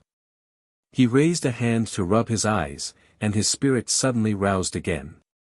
He hugged Mo Yen's slender neck and cried out in shock, Benefactor Crown Prince, it's bad, this little monk's peach has been stolen. Mo Yen didn't know whether to laugh or cry. The peach in the little monk's hand must have been taken away by the master of the secret realm. In this secret ground, it could control the sun, moon, and universe. Yin, yang, and the 5 elements were all under its control. Right now, all it had to do was take away a peach from the little monk's hand. It was way too easy. Oh, my little monk's peach. Xiaomu didn't know whether to laugh or cry, and she took out a slender, transparent bottle from her inner world. There was a faint, captivating red liquid flowing inside. It was very pleasing to the eye, and it instantly made the grieving little monk's eyes pop out. Benefactress, what's this delicious thing? A suspicious liquid seeped out of the corner of the little monk's mouth. Arbor patted his head and stuffed the bottle into his hand. Hold it properly. Don't let anyone snatch it away again. The little monk nodded repeatedly and muttered something. Then, this little oddball used a circle of dazzling golden Buddhist seals to surround himself. He was indeed willing to go all out for this stutter. After the little monk protected himself with a protective circle, he sprawled on Mo Yen's back and fiddled with that thin bottle to open. Chapter 3171. The faint fragrance of peach blossoms immediately wafted out of the bottle. The venerable Peach Blossom Immortal's eyes immediately brightened. Jojo, I want one too. Duan Yu quickly swept the venerable Peach Blossom Immortal with a disdainful gaze. This guy wouldn't even let go of a child's food. Sir Jojo was already thoroughly aware of the venerable Peach Blossom Immortal's foodie nature. She didn't mind and took out several bottles of peach juice from her pocket, giving each to the 3 of them. She used the peaches piled up in the storehouse to make them when she had nothing to do. The steps were very simple. First, she separated the peach juice from the flesh, then chilled the peach juice. Finally, she added in some tiny pieces. A bottle of very tasty peach juice was made. Sir Jojo's culinary skills were mediocre, but he was truly very good at brewing wine and making fruit juice. Right now, it was a scorching day inside the sun-moon mystic realm, and the temperature was just right. There was no need to mention the sourness of a bottle of chilled fruit juice. The little monk finished the entire bottle in one go. Afterwards, he stretched out his chubby hand and waved it at Arbor, calling out childishly, "Benefactress, this young monk isn't full yet." Arbor couldn't help but be amused by him. "You want to be full of fruit juice? Then how many bottles do you have to drink?" The little monk suddenly turned his head sharply and looked at the empty main hall behind him. He asked with a frown, "Benefactress, why do I feel like someone is following us?"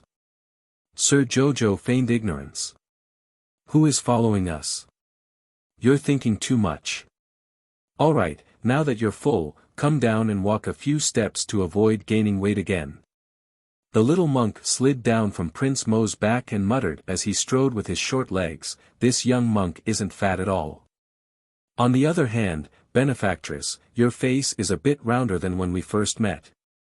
It's obvious that you gained weight." Arbor, Mo Lien couldn't help but be amused when she heard this.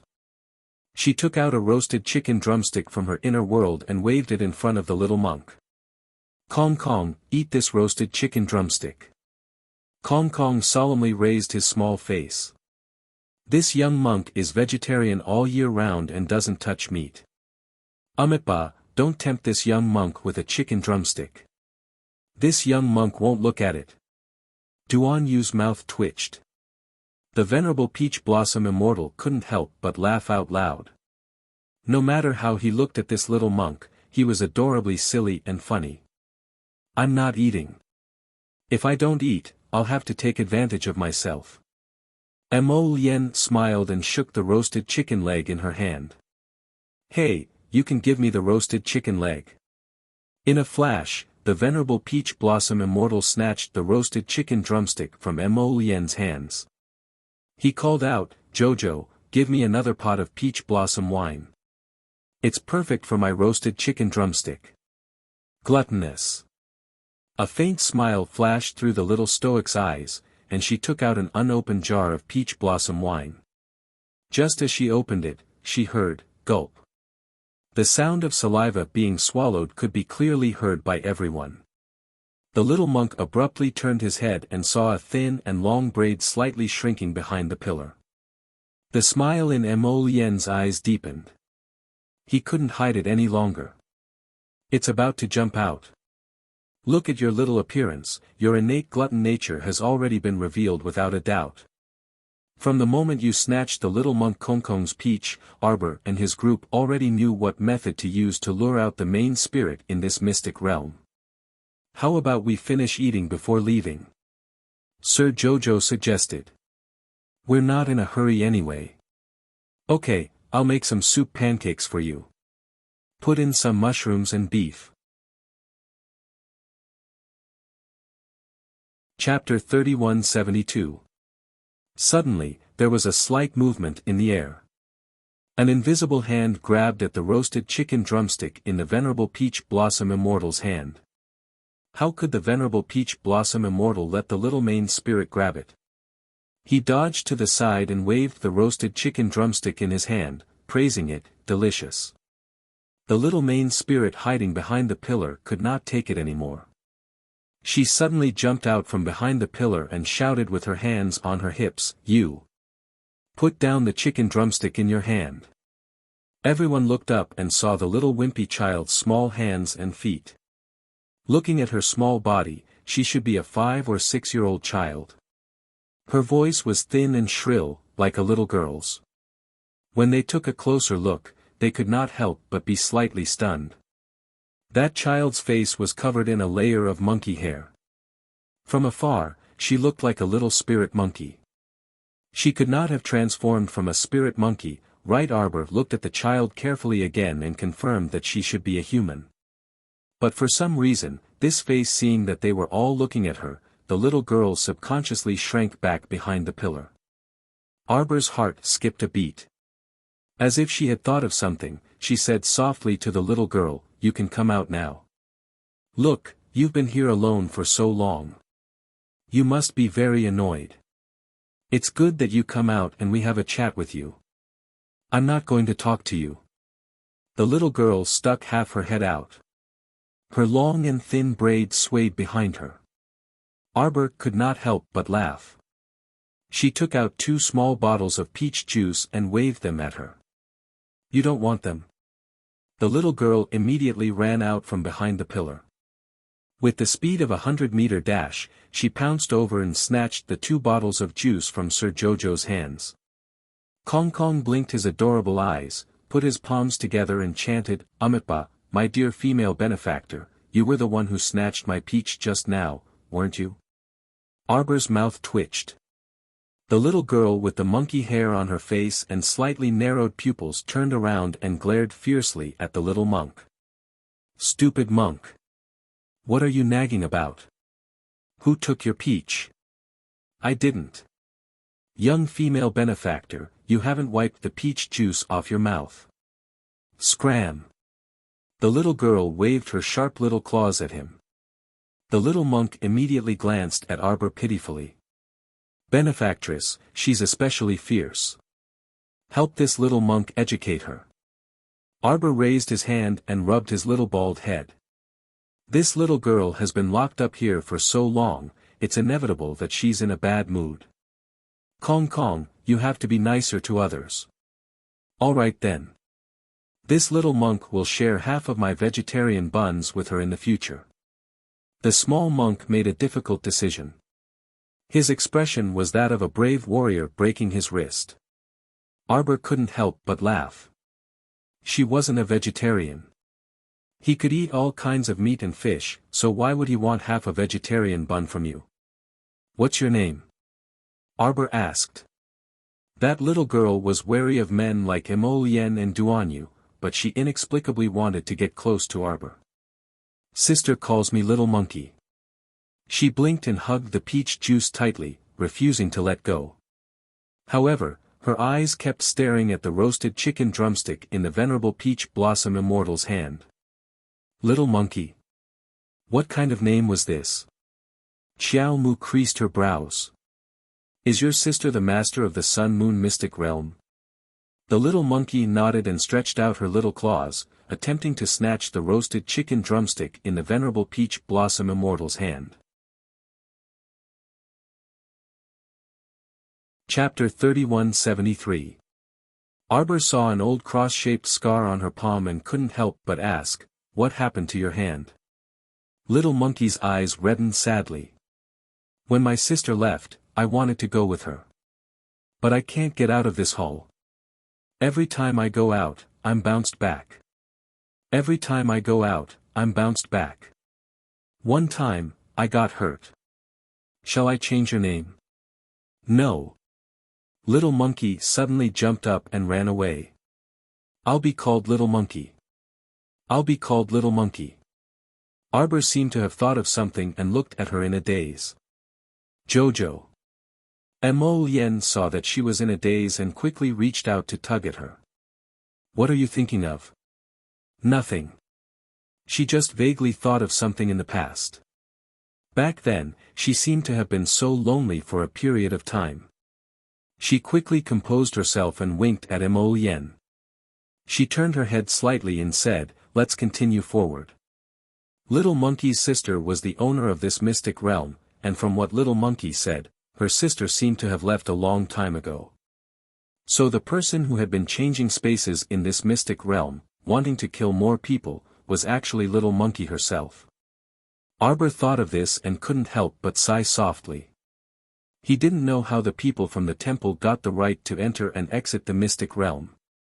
According to Little Monkey's words, her elder sister should be a reclusive senior expert. Perhaps she was thousands of years old. Arbor's group walked forward and passed through the side door of the hall. Sure enough, they arrived at the 2 passageways. They couldn't see the end of the left and right passageways. For a moment, they were in a dilemma and didn't know how to choose.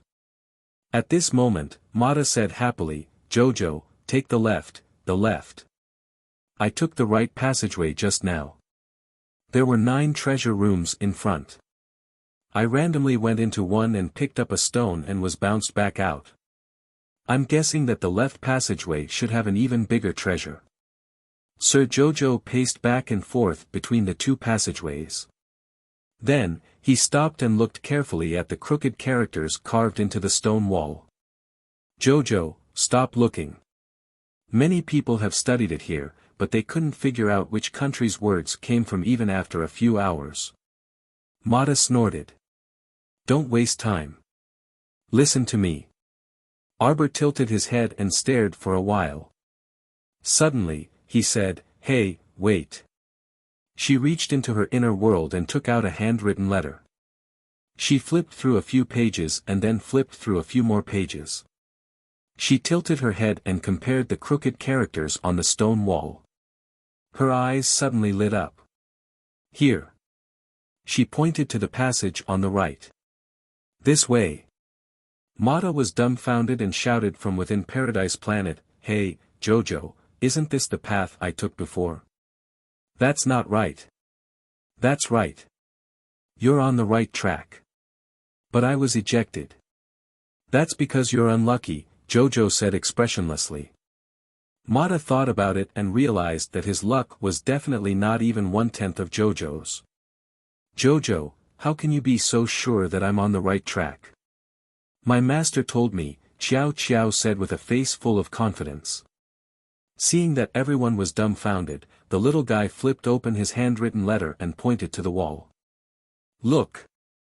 My master wrote it. This bird character means stop moving forward.